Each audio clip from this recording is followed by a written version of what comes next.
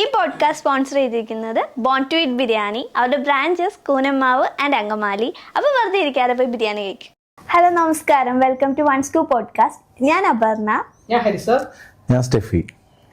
അപ്പോൾ നമ്മുടെ കൂടെ ഇന്നുള്ളത് 12 വർഷമായിട്ട് സിനിമ മേക്കപ്പ് മേഖലയിൽ പ്രവർത്തിക്കുന്ന ശ്രീ കലാമണ്ഡലം വൈശാഖേട്ടനാണ്. അപ്പോൾ വെൽക്കം. നമസ്കാരം. ചേട്ടാ, ചേട്ടൻ കലാമണ്ഡലത്തിൽ പഠിച്ചിട്ട് സിനിമയിലേക്കുള്ള ഒരു ജീവിതം, സിനിമ മേക്കപ്പിലേക്ക് വന്നത് എങ്ങനെയാണ്? സിനിമയിലേക്ക് വന്നത് യാദൃശ്ചികമായിട്ടാണ്. കലാമണ്ഡലത്തിലെ കോഴ്സ് കഴിഞ്ഞിട്ട് എട്ടാം ക്ലാസ് ഒരു ഡിഗ്രി വരെ കലാമണ്ഡലത്തിലാണ് പഠിച്ചത്. അപ്പം അത് കഴിഞ്ഞിട്ടൊരു 2 മാസത്തെ വെക്കേഷൻ ഉണ്ട്. അപ്പം നമ്മൾ അടുത്തത് എന്താണെന്നൊരു ചോദ്യചിഹ്നം വന്നിരിക്കുന്ന സമയത്താണ്. അപ്പോൾ നമുക്ക് അവിടുന്ന് ആക്ച്വലി നമ്മൾ ചെയ്യുന്നത് ഒരുപാട് ആൾക്കാർ കഥകളി സ്കൂളിലോ അല്ലെങ്കിൽ ഈ പറഞ്ഞ മൂന്നാർ പോലെയുള്ള കഥകളി ക്ലബ്ബുകളിലോ അല്ലെങ്കിൽ എവിടെയെങ്കിലും പഠിപ്പിക്കാനോ അങ്ങനെയാണ് കുറച്ച് ഓപ്ഷൻസ് ഉള്ളത്. അത് ക്ഷേത്രകല ആയതുകൊണ്ട് പ്രോഗ്രാം സീസണിൽ മാത്രം, ഉത്സവ സീസണിൽ മാത്രം പ്രോഗ്രാം ഉള്ള ഒരു പരിപാടിയാണ് കഥകളി മേക്കപ്പ് അല്ലെങ്കിൽ കഥകളി പ്രോഗ്രാംസുകൾ. അപ്പോൾ അങ്ങനെയാണ് ഉള്ളത് ഓപ്ഷൻസ്. അപ്പോൾ അങ്ങനെയാണ് ഇവിടെ നമ്മളെ പട്ടണം റഷീദ് സാറിനെ പറ്റിയിട്ട് അച്ഛൻ തന്നെയാണ് പറയുന്നത്. അത് കഴിഞ്ഞതിന് ശേഷം അച്ഛൻ്റെ ഒരു സുഹൃത്ത് CB അമ്പലപ്പുറം എന്ന് പറഞ്ഞൊരു സുഹൃത്ത് സാറിൻ്റെ നമ്പർ എടുത്ത് വിളിച്ച് സാറിൻ്റെ അടുത്ത് ചോദിച്ചു. സാറിൻ്റെ കൂടെ അസിസ്റ്റ് ചെയ്യാനായിട്ട് നമ്മളൊരു പയ്യനുണ്ട്, അപ്പോൾ അവൻ കലാമണ്ഡലത്തിൽ ഡിഗ്രി എടുത്ത ആളാണ് എന്നൊക്കെ പറഞ്ഞ് സാറിൻ്റെ കൂടെ ഒരു അസിസ്റ്റൻ്റായിട്ട് നിൽക്കണമെന്ന് ഭയങ്കര ആഗ്രഹമുണ്ടെന്നൊക്കെ പറഞ്ഞ് സാറിനെ വിളിച്ചപ്പോൾ സാറ് പറഞ്ഞു എനിക്കൊരു അക്കാഡമി ഉണ്ട്, എറണാകുളത്തൊരു അക്കാഡമി ഉണ്ട്, അവിടെ വന്നിട്ട് നിങ്ങൾ മേക്കപ്പ് പഠിക്കൂ, പഠിച്ചു കഴിഞ്ഞിട്ട് നമുക്ക് അതിൻ്റെ ഭാഗമായിട്ട് പിന്നെ നമുക്ക് നോക്കാമെന്ന് പറഞ്ഞ് വന്ന് പഠിക്കാൻ പറഞ്ഞാൽ മതി. അതിനുശേഷം അവിടെ വന്ന് പഠിച്ചു കഴിഞ്ഞിട്ട് നമ്മൾ ഒരു 4 മാസത്തോളം ഉണ്ട്. അപ്പോൾ മീഡിയ മേക്കപ്പ് എനിക്ക് ആക്ച്വലി നമ്മൾ ഇതിലേക്ക് വരുന്നത്, സിനിമയിലേക്ക് വരുന്നത് നമ്മൾ ആക്ടിങ്, അതാണ് അത് മുന്നോട്ട് അത് വെച്ചിട്ടാണ് നമ്മൾ വരുന്നത്. നമുക്ക് ചെറിയ ഒരു ഇതാണ്. അത് കഴിഞ്ഞതിന് ശേഷം അല്ലെങ്കിൽ ഇത് വഴി വന്നിട്ട് പിന്നെ ആക്ടിങ്ങിലേക്ക് കിടക്കാം. അങ്ങനെ നമ്മുടെ ഇന്ദ്രൻ സേട്ടനൊക്കെ ഉണ്ടല്ലോ. അതെ അതെ, എന്തെങ്കിലും ഒരു ഇത് വെച്ചിട്ട് അതിന്റെ കൂടെ അപ്പം എന്താന്നൊക്കെ മനസ്സിലാക്കിയതിന് ശേഷം പിന്നെ വരുന്നത്. അങ്ങനെ ഒരുപാട് ആൾക്കാരുണ്ട്. അസിസ്റ്റന്റ് ഡയറക്ടറായിട്ട് വന്നിട്ട് ഇപ്പൊ അഭിനയിക്കുന്ന ഒരുപാട് ആൾക്കാരുണ്ട്. സൗബിൻ, അങ്ങനെ ഒരുപാട് ആൾക്കാരുണ്ടല്ലോ. അതെ അതെ, അങ്ങനെ വരാൻ തുടങ്ങി. ഒരുപാട് വഴികൾ തിരഞ്ഞെടുക്കാം. അത് ഒരു പരിധിവരെ നല്ലതാണ് ആക്ച്വലി. കാരണം പെട്ടെന്ന് നമ്മൾ ഇതിലേക്ക് വരുന്നതിനേക്കാൾ അതിനെ പറ്റിയിട്ടൊന്ന് അറിഞ്ഞിട്ട് വരുന്നത് കുറച്ചും കൂടെ ബെറ്റർ ആണ്. അപ്പൊ അങ്ങനെ വിചാരിച്ചിട്ടാണ് ആക്ച്വലി വന്നത്. അഭിനയിക്കാം എന്നുള്ള രീതിയിലാണ് ആക്ച്വലി വന്നത്. പക്ഷെ അവിടെ വന്ന് നമ്മളത് കോഴ്സൊക്കെ പഠിച്ച് അതിന്റെ സാധ്യതകളൊക്കെ അറിഞ്ഞ് അപ്പൊ ഇതിന് ഇഷ്ടപ്പെടാനുള്ളൊരു കാര്യം എന്ന് പറഞ്ഞു കഴിഞ്ഞാൽ ഇതിന് മുന്നേ പഠിച്ച കഥകളി മേക്കപ്പ് ആണല്ലോ. അപ്പൊ അത് പണ്ടുള്ള ആൾക്കാർ ചെയ്തു വെച്ചിട്ടുള്ള തനതായിട്ടുള്ള ഒരു കലയാണ്. അപ്പൊ അത് പണ്ടുള്ള ആൾക്കാർ ചെയ്തതിൽ അതിൽ നമുക്ക് നമ്മുടേതായിട്ടുള്ള കോൺട്രിബ്യൂഷൻസ് ഒന്നും ചെയ്യാൻ പറ്റത്തില്ല. നമുക്ക് ആഡ് ചെയ്യാനായിട്ട് ഒന്നും പറ്റില്ല. അവർ ചെയ്തു വെച്ചിട്ടുള്ള കറക്റ്റ് ആയിട്ടുള്ള കാര്യങ്ങളാണ്. അത് നമ്മൾ ചെയ്ത് വൃത്തിയാക്കുക എന്നുള്ളതല്ലാതെ അതിൽ നമ്മുടേതായിട്ടുള്ള ഒരു കാര്യങ്ങൾ അതിൻ്റെയൊക്കെ ആഡ് ചെയ്യാൻ പറ്റില്ല. അത് ചെയ്തു കഴിഞ്ഞാൽ അത് മുളച്ചു നിൽക്കും. അല്ല അല്ല, പുതിയ കഥകളൊക്കെ ചിട്ടപ്പെടുത്തി ആൾക്കാർ ചെയ്യാറുണ്ട്. പക്ഷെ എങ്കിൽ പോലും അത് അങ്ങനെ കാണാനാണ് ആൾക്കാർക്ക് ഇഷ്ടം. അതെ അതെ അതെ അതെ, മേക്കപ്പിനെ സംബന്ധിച്ചിട്ട് നമുക്കൊന്നും ചെയ്യാൻ പറ്റില്ല. ഒരു വ്യക്തിമുദ്ര അതിൽ പതിപ്പിക്കാൻ പറ്റില്ല. ഇല്ല ഇല്ല, അത് നമുക്ക് ചെയ്ത് എത്രത്തോളം ചെയ്ത് ഭംഗിയാക്കാന്നുള്ളതല്ലാതെ പുതിയതായിട്ടൊന്നും ചെയ്യാൻ പറ്റത്തില്ല. അങ്ങനെ നോക്കുമ്പോൾ നമുക്ക് ഈ മേക്കപ്പ് എന്ന് പറയുമ്പോൾ ഭയങ്കര ഇൻട്രസ്റ്റ് ആയി. കാരണം നമ്മൾ എന്ത് ചെയ്യുന്നു അതാണ് അതിന്റെ ഒരു ഫൈനൽ. അപ്പൊ അതുകൊണ്ട് അത് ഭയങ്കര ഇൻട്രസ്റ്റിംഗ് പരിപാടിയായിരുന്നു. കാരണം ഒരുപാട് മേക്കപ്പുകൾ ഉണ്ടല്ലോ. ഇപ്പൊ നമുക്ക് നോർമൽ സ്കിൻ ടോൺ മേക്കപ്പുകളുണ്ട്. എനിക്ക് എല്ലാ മേക്കപ്പും ചെയ്യുന്നതാണ് ഇഷ്ടം. ഒരു മേക്കപ്പിലേക്ക് മാത്രം ഒതുങ്ങി കൂടുന്നതിനോട് ഒരു താല്പര്യക്കുറവുണ്ട്. കഥകളി പഠിച്ചു എന്ന് പറഞ്ഞല്ലോ കലാമണ്ഡലത്തിൽ. അപ്പൊ അത് വർക്ക് ചെയ്ത് നോക്കിയായിരുന്നു അതിന്റെ ഒരുപാട് പിന്നെ വർക്ക് ചെയ്ത്. അപ്പൊ എന്തായിരുന്നു അവിടെ നിന്ന് ഒരു കിക്ക് കിട്ടാഞ്ഞിട്ടാണോ അല്ലെ പറഞ്ഞ സിനിമയാണോ അഭിനയമാണോ ഓക്കെ, പക്ഷെ എന്നാലും പഠിച്ചൊരു കാര്യം ഉണ്ടാവുമല്ലോ. ചിത്ര നാളത്തിന്റെ ഇടയിൽ പഠിച്ചൊരു കാര്യം ഇപ്പോഴും നമ്മുടെ തലയിലുണ്ടാവും. അപ്പൊ സിനിമ എന്നുള്ളത് അഭിനയം കൊണ്ട് മാത്രം വന്നു എന്ന് പറയാം, അങ്ങനെ ചുരുക്കി പറയാൻ പറ്റുമോ? അല്ല, കുറച്ചും കൂടി പറഞ്ഞ ഒരു എക്സ്പെരിമെന്റ് എന്ന് പറഞ്ഞു. അതല്ലാതെ എന്താണ് ആൾക്കാരെ കുറച്ചും കൂടി ഇഷ്ടം സിനിമയാണ് ഓക്കെ, പക്ഷെ ഒരു കിട്ടാത്തൊരു ഭാഗ്യമാണ് ഈ കഥകളിക്ക് ചുട്ടി ഇതൊക്കെ ഇടാന്ന് പറയുന്ന ഒരു ഭാഗ്യം. ഭയങ്കര ഇതാണ്. അത് കിട്ടിയ ഒരാളാണ്. അതങ്ങനെ അതുപോലെ തന്നെ ഭാഗ്യമായിട്ട് സിനിമയിൽ കയറാതുള്ളത് അല്ലേ, കുറച്ചും കൂടെ പാടാണത്. ഇതൊരു വലിയൊരു കാര്യമാണ്. നിങ്ങൾ പറഞ്ഞത് കറക്റ്റ് ആണ്. ലൈഫിലൊരു ടേൺ പോയിന്റ് ആണ് പട്ടണം സ്കൂൾ. ഉറപ്പായിട്ടും സാറിന്റെ ഒപ്പം ഏകദേശം 13 വർഷം 12 വർഷത്തോളം ഈ ഒരു ലോങ് ജേണിയാണ് 12 വർഷം എന്ന് പറയുന്നത്. ഈ അന്ന് തുടങ്ങിയപ്പോ, അതായത് കലാമണ്ഡലം സ്കൂളിൽ നിന്ന് കലാമണ്ഡലത്തിൽ നിന്ന് ഇറങ്ങുമ്പോ, കലാമണ്ഡലത്തിൽ നിന്ന് ഇറങ്ങി ഇപ്പൊ ഈ വരുന്ന ഇപ്പൊ 12 വർഷം ഓരോ അപ്പ് ആൻഡ് ഡൗൺ എന്തായാലും ഉണ്ടാവും. ഉറപ്പായിട്ടും അതിപ്പോ ആലോചിക്കുമ്പോ എന്താ തോന്നുക? അത് ആ അപ്പ് ആൻഡ് ഡൗണില് ചിലപ്പോ നിർത്തിയിട്ട് പോകണമെന്ന് വരുന്ന വരെ തോന്നുന്ന ഒരു മൊമെന്റ് ഉണ്ടായിട്ടുണ്ടായിരിക്കും. അതൊക്കെ നമ്മൾ വരുന്ന സമയങ്ങളിൽ ഒരുപാട്. അപ്പൊ എൻ്റെ ഒരു അഭിപ്രായത്തിൽ വളർന്ന് അല്ലെങ്കിൽ ഈ ഫീൽഡിലേക്ക് ഏതൊരു ഫീൽഡിലേക്ക് വരികയാണെങ്കിൽ കഷ്ടപ്പെടാതെ നമുക്ക് ഫ്രീ ആയിട്ടിരിക്കാൻ പറ്റില്ല. നമുക്കിപ്പോൾ ഇപ്പൊ കുറച്ചൊന്ന് ഫ്രീ ആയിട്ടിരിക്കുന്നുണ്ട്. ഒരിക്കലും നമ്മൾ ഈ മേക്കപ്പ് എന്ന് പറഞ്ഞ കല എന്ത് കല ആയിക്കോട്ടെ ഒന്നും നമ്മൾ ഒരിക്കലും പഠിച്ച് കഴിയുന്നില്ല. നമുക്കൊരു എക്സ്പീരിയൻസ് ആണ് ഇല്ലേ? നമ്മൾ എത്ര വർഷം നമ്മൾ അതിൽ എക്സ്പീരിയൻസ് ചെയ്യുന്നു അത്രയാണ് നമുക്ക് ഒരു അറിവുള്ളത്. അപ്പോൾ നമ്മൾ മുഴുവൻ പഠിച്ചു കഴിഞ്ഞു എന്നല്ല. ഒരുപാട് നമ്മൾ ഒരു 10 വർഷത്തോളം നമ്മൾ അതിൽ നിന്നാലേ നമുക്ക് മനസ്സിലാക്കുള്ളൂ നമ്മൾ എത്രത്തോളം പഠിച്ചു എന്ന് നമുക്ക് മനസ്സിലാക്കുള്ളൂ. അപ്പോഴേ നമ്മൾ ചിലപ്പം നമ്മൾ അക്കാഡമിയിൽ നിന്നൊക്കെ പഠിച്ചിറങ്ങുമ്പോൾ നമ്മൾ വിചാരിക്കും നമ്മൾ മേക്കപ്പ് പഠിച്ചു. അത് കഴിഞ്ഞ് നമ്മളത് റിയലൈസ് ചെയ്യുന്നത് കുറേ വർഷം എക്സ്പീരിയൻസ് ചെയ്യുമ്പോഴാണ് ഇനി ഒരുപാട് പഠിക്കാനുണ്ടെന്നുള്ളത് മനസ്സിലാക്കുന്നത്. ആ പോയിന്റ് തൊട്ട് നമ്മൾ പഠിച്ചു തുടങ്ങും. അപ്പോഴാണ് നമ്മൾ പഠിച്ചു തുടങ്ങുന്നത്. അപ്പം സ്ട്രഗിൾസ് ഒരുപാട് സ്ട്രഗിൾസ് ഉണ്ടാവണം. അതുണ്ടെങ്കിലേ നമുക്കത്. ഇപ്പൊ ഒരു വർക്ക് ചെയ്ത് ആ വർക്ക് ചെയ്തോണ്ടിരിക്കുന്ന അതൊന്ന് ജസ്റ്റ് പാളിപ്പോയി. അപ്പൊ അതായത് ചെയ്യണം, അപ്പൊ അതിൽ എന്തെങ്കിലും ഒരു മിസ്റ്റേക്ക് വന്നു, പക്ഷെ ഇത്ര സമയത്തിനുള്ളത് ക്ലിയർ ആക്കി എടുക്കാൻ വേണം. അങ്ങനത്തെ ഒരു സിറ്റുവേഷൻ ഒക്കെ വന്നിട്ടുണ്ടാവില്ല. പെർഫെക്റ്റ് അല്ലാതെ വരുന്ന സിറ്റുവേഷൻസ് ഉണ്ടല്ലോ, എപ്പോഴെങ്കിലും ഉണ്ടാവുമല്ലോ. ജസ്റ്റ് കയ്യിന്ന് പോയി ഇനി ഞാൻ എന്ത് ചെയ്യും എന്നുള്ളത്. അതായത് ഇപ്പൊ എന്നിട്ട് റെഡിയാക്കി എടുത്ത ഒരു ഞാൻ ചില മേക്കപ്പ് ആർട്ടിസ്റ്റുകൾ പറഞ്ഞു കേട്ടിട്ടുണ്ട്, എടാ നമ്മളെന്ത് തെറ്റ് ചെയ്തു എന്നുള്ളത് നമ്മുടെ ഫേസിൽ വരാതിരിക്കുക എന്നുള്ളതാണ് നമ്മൾ കൊണ്ടുനടക്കേണ്ട ഒരു കാര്യം. ചിലപ്പോൾ അതിനെക്കുറിച്ച് അറിയുന്നവനായിരിക്കും അത് മനസ്സിലാവുള്ളൂ. ഇപ്പൊ ഒരു ഉദാഹരണം, ഒരു കല്യാണത്തിന് പോവാണ്, മേക്കപ്പ് ചെയ്തതൊന്ന് പാളിപ്പോയിട്ടുണ്ടാവുമായിരിക്കും കല്യാണ വെഡിങ് ചെയ്യുമ്പോൾ.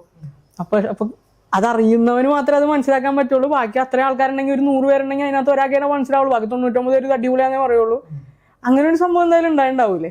ചെറിയ ചെറിയ കാര്യങ്ങളൊക്കെ ഉണ്ടാവും, പക്ഷെ ഇങ്ങനെ പറയേണ്ടതായിട്ടുള്ള അങ്ങനത്തെ ഭയങ്കരമായിട്ട് ഓർമ്മ വരുന്നില്ല. ഈ പറഞ്ഞ പോലെ നമുക്ക് അറിയാൻ പാടുള്ളൂ അതിലെന്താ പറ്റിയെന്നുള്ളത് കാര്യങ്ങളൊക്കെ നമുക്ക് അറിയാൻ പാടുള്ളൂ. അങ്ങനെ വേണം. അത് അവർക്കറിയാത്ത രീതിയിൽ വേണം നമ്മളത് ചെയ്യാനായിട്ട്. ഇപ്പം ഒരു പട്ടണം റഷി സ്കൂളിൽ പഠിച്ചിട്ട് അവിടെ തന്നെ ഇപ്പൊ അധ്യാപകനായിട്ട് നിൽക്കുകയാണ്. അപ്പൊ ആ ഒരു ഗ്രാഫ് ചേഞ്ച് ചെയ്യുമ്പോൾ നമുക്ക് ഉണ്ടാകുന്ന ഒരു മാറ്റം, നമ്മൾ പഠിച്ച ക്ലാസ്സിൽ നിന്ന് നമ്മൾ സ്റ്റുഡൻസിനെ പഠിപ്പിക്കുമ്പോൾ ഉള്ള ഒരു അതൊരു ചെറിയ ചെയ്യുന്നൊരു മൊമെന്റ് ആണത്. കാരണം നമ്മള് ആ ക്ലാസ്സിൽ തന്നെയാണ് ഞാൻ പഠിച്ചതും. പഠിച്ചു കഴിഞ്ഞ് ഒരു 4-5 വർഷം ഞങ്ങൾ സാറിൻ്റെ കൂടെ സിനിമയിൽ വർക്ക് ചെയ്തു. അപ്പോൾ നമ്മൾ വർക്ക് ചെയ്യുന്നതിൻ്റെ കൂടെ തന്നെ സാർ ഇടയ്ക്കിടയ്ക്ക് നമ്മളത് പറയാറുണ്ട്, ഇടയ്ക്ക് അവിടെ ക്ലാസ് എടുക്കണം. അപ്പോൾ നമുക്ക് ഈ സംസാരിക്കുക എന്നുള്ള കാര്യം, ക്ലാസ് എടുക്കുന്നത് വേറെ തന്നെ ഒരു പരിപാടിയാണ് അല്ലേ? അതിനൊരു ടീച്ചിങ് വേറെ ഉണ്ട്. അപ്പം അങ്ങനെയുള്ള കാര്യങ്ങളൊന്നും ആക്ച്വലി എനിക്ക് കിട്ടിയിട്ടില്ല. പക്ഷെ നമുക്കൊരു വീട്ടിൽ നിന്നോ അച്ഛൻ്റെ ഒക്കെ ഒരു ചെറുപ്പം തൊട്ടേ കലാഫീൽഡിലാണ്, പണ്ട് തൊട്ടേ ഒരു കലാഫീൽഡിലാണ്.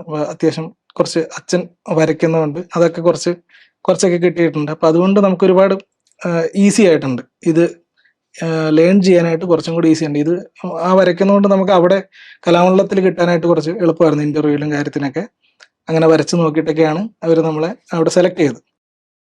അപ്പോൾ ഇടയ്ക്ക് സാറിങ്ങനെ നമ്മളെ അടുത്ത് പറയും അവിടെ ക്ലാസ് എടുക്കണം. അപ്പൊ നമുക്ക് ഈ പറഞ്ഞു കൊടുക്കാനുള്ള ഒരു കാര്യം അപ്പൊ നമുക്ക് ചെയ്ത് കാണിക്കാനാണെങ്കിലും ഓക്കെയാണ്. പ്രാക്ടിക്കലി ഞാൻ ഭയങ്കര കോൺഫിഡന്റ് ആണ് ചെയ്യുന്നതിൽ. എപ്പോഴും പറയും എനിക്ക് ഒരുപാട് പഠിക്കാറുണ്ട് ഇനി, പക്ഷെ എനിക്ക് ഉള്ള അറിവ് വെച്ചിട്ട് നമ്മൾ ഇത്ര വർഷത്തെ ഒരു എക്സ്പീരിയൻസ് ആണ്. ആ എക്സ്പീരിയൻസിൽ ഉള്ള കാര്യങ്ങൾ നമ്മൾ കംപ്ലീറ്റ് ആയിട്ട് നമുക്ക് സ്റ്റുഡൻസിന് നമ്മൾ പറഞ്ഞു കൊടുക്കും. അത് വെച്ചിട്ട് നമ്മൾ കംപ്ലീറ്റ് അറിയുന്ന ആളെന്നല്ല. എനിക്കറിയാത്ത ഒരുപാട് കാര്യങ്ങൾ ചിലപ്പം എൻ്റെ മുന്നിലിരിക്കുന്ന സ്റ്റുഡൻസിന് അറിയുന്നുണ്ടാവും. ഒരു കാര്യം ഭയങ്കര വിലപ്പെട്ട കാര്യം തന്നെയാണ്. അപ്പം ഇത് പഠിച്ചു കഴിയുന്നില്ല, നമുക്ക് അറിഞ്ഞത് വെച്ചിട്ട് അത് പറഞ്ഞു കൊടുക്കുക എന്നുള്ളതാണ്. നമ്മൾ അറിഞ്ഞ അത്രയും അറിവുകൾ നമ്മൾ പറഞ്ഞു കൊടുക്കുക എന്നുള്ളതാണ്. അപ്പൊ അതിങ്ങനെ സാറ് പറഞ്ഞു ക്ലാസ് എടുക്കാൻ എന്നുള്ള രീതിയിൽ പറഞ്ഞു. അങ്ങനെ ഞങ്ങൾ ഒരുപാട് തവണ ഇങ്ങനെ മാറി ചെയ്യുന്നില്ല എന്ന് പറഞ്ഞു. അപ്പൊ ഞങ്ങള് ഒരു V3 മേക്ക് ഓവർ എന്ന് പറഞ്ഞിട്ട് ഞങ്ങൾ പഠിച്ച സമയത്ത് ഒരുമിച്ചുണ്ടായിരുന്നു. എൻ്റെ കൂടെ ഉള്ള ഷിജു കൃഷ്ണ എന്ന് പറഞ്ഞ ഞങ്ങൾ വെടിക്കെട്ട് ഒരുമിച്ച് ചെയ്താണ്. നമ്മൾ നേരത്തെ പറഞ്ഞായിരുന്നു പാർട്ട്ണറായിട്ടുള്ള അദ്ദേഹം. പിന്നെ ഹിറോഷ് ഞാറക്കൽ എന്ന് പറഞ്ഞ് ഇപ്പൊ ഫഹദ് ഫാസിലിന്റെ മേക്കപ്പ് ആർട്ടിസ്റ്റ് ആണ്. അപ്പൊ ഞങ്ങൾ ഏകദേശം ഒരുമിച്ച് പാസ്വേഡാണ്. ഹിറോഷാണ് സീനിയർ ആയിട്ടുണ്ടായിരുന്നു. അത് കഴിഞ്ഞ് ഞാൻ വന്നു. അത് കഴിഞ്ഞിട്ട് ഒപ്പം തന്നെ ഷിജുവും വന്നു. അപ്പൊ ഞങ്ങളുടെ ഒരു വേവ് ലെങ്ത് ഏകദേശം സെയിം ആയിരുന്നു. ഞങ്ങൾ സംസാരിക്കുന്ന കൂടുതലും മേക്കപ്പിന്റെ കാര്യങ്ങളാണ് എപ്പോഴും. അപ്പൊ നമുക്ക് സംസാരിക്കുമ്പോൾ നമുക്ക് മനസ്സിലാവില്ല ഇത് നമ്മുടെ അതേ തോട്ടാണല്ലോ. കൂടുതലും നമ്മൾ വർക്ക് പരമായിട്ടുള്ള കാര്യങ്ങളാണ് സംസാരിക്കുന്നത്. അപ്പൊ അങ്ങനെയാണ് നമ്മൾ ഓരോ ആൾക്കാരെ സെലക്ട് ചെയ്യുന്നത്. കാരണം നമ്മളിതൊരു ജീവിതത്തിന്റെ ടേണിംഗ് പോയിന്റിലേക്കാണ് നമ്മളിവിടെ എത്തുന്നത്. കാരണം നമ്മുടെ ഒരു കോളേജ് ലൈഫ് കഴിഞ്ഞു, അത് കഴിഞ്ഞിട്ട് ഇത് നമ്മളൊരു ജീവിതമാർഗമായിട്ടാണ് ഇവിടെ വരുന്നത്. ഇവിടെ നമുക്ക് റിസ്ക് എടുക്കാൻ പറ്റില്ല. അപ്പൊ നമ്മൾ ഇവിടെ കൂട്ടുകാരെ തിരഞ്ഞെടുക്കുന്നവരും കറക്റ്റ് ആയിരിക്കണം, സെലക്റ്റീവ് ആയിരിക്കണം. ഇപ്പോഴത്തെ കാലഘട്ടത്തിൽ അങ്ങനെ പറ്റും. അങ്ങനെ വേണം. അങ്ങനെ ഉണ്ടെങ്കിൽ നമുക്കത് അതുകൊണ്ട് നമുക്ക് അവർക്കും ഗുണമാണ് നമുക്കും ഗുണമാണ്. ഇപ്പൊ നമ്മൾ പഠിക്കുമ്പോഴാണെങ്കിലും ആ ഒരു മത്സരം കാര്യങ്ങളൊക്കെ ഉണ്ടായിരുന്നു. അപ്പൊ ചെയ്യുമ്പോ അവൻ ചെയ്യുമ്പോ അത് അതിന്റെ മുകളിൽ പിടിക്കണം, അപ്പൊ എനിക്കും അത് തന്നെ അതിന്റെ മുകളിൽ പിടിക്കണം. അപ്പൊ അത് അതെ അതെ അതെ അത് നല്ലതാണ്. അപ്പൊ അത് പിന്നെ ആരോഗ്യപരമായിട്ടുള്ള ചർച്ചകളും ഉണ്ട് അതിന്റെ ഇടയ്ക്ക്. ഒരു കാരണവശാലും നമുക്ക് അഭിപ്രായങ്ങള് ഞങ്ങളെ 3 പേരിടയ്ക്കും വ്യത്യാസം ഉണ്ടായിരിക്കും.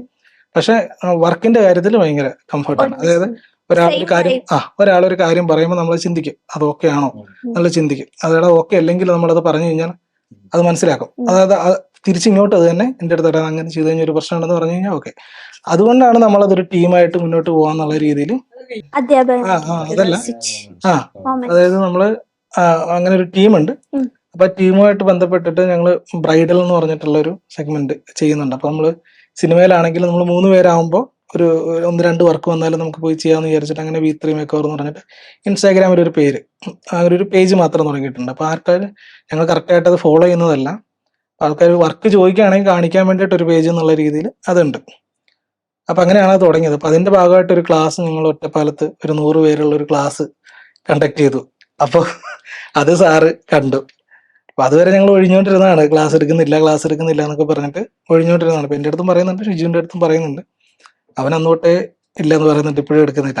അപ്പൊ എൻ്റെ അടുത്ത് ഇതിങ്ങനെ നമ്മൾ ഇത് എടുത്തു പോയി, ഈ ക്ലാസ് എടുത്തത് പുള്ളി കാണുകയും ചെയ്തു. അപ്പൊ പിന്നെ പിറ്റേ ദിവസം തൊട്ട് പൊക്കോളാ പറഞ്ഞു. അങ്ങനെ ആക്ച്വലി ഫസ്റ്റ് നമ്മള് അവിടെ ക്ലാസ് എടുക്കാൻ വരുന്നത്. അപ്പൊ അതിന്റെ ഒരു ഇതുണ്ടായിരുന്നു. പിന്നെ ഇപ്പൊ ഒരു 4-5 വർഷമായിട്ട് അവിടെ സ്ഥിരം അങ്ങനെ എടുത്ത് അധ്യാപകനായിട്ട് പോകുന്നുണ്ട്.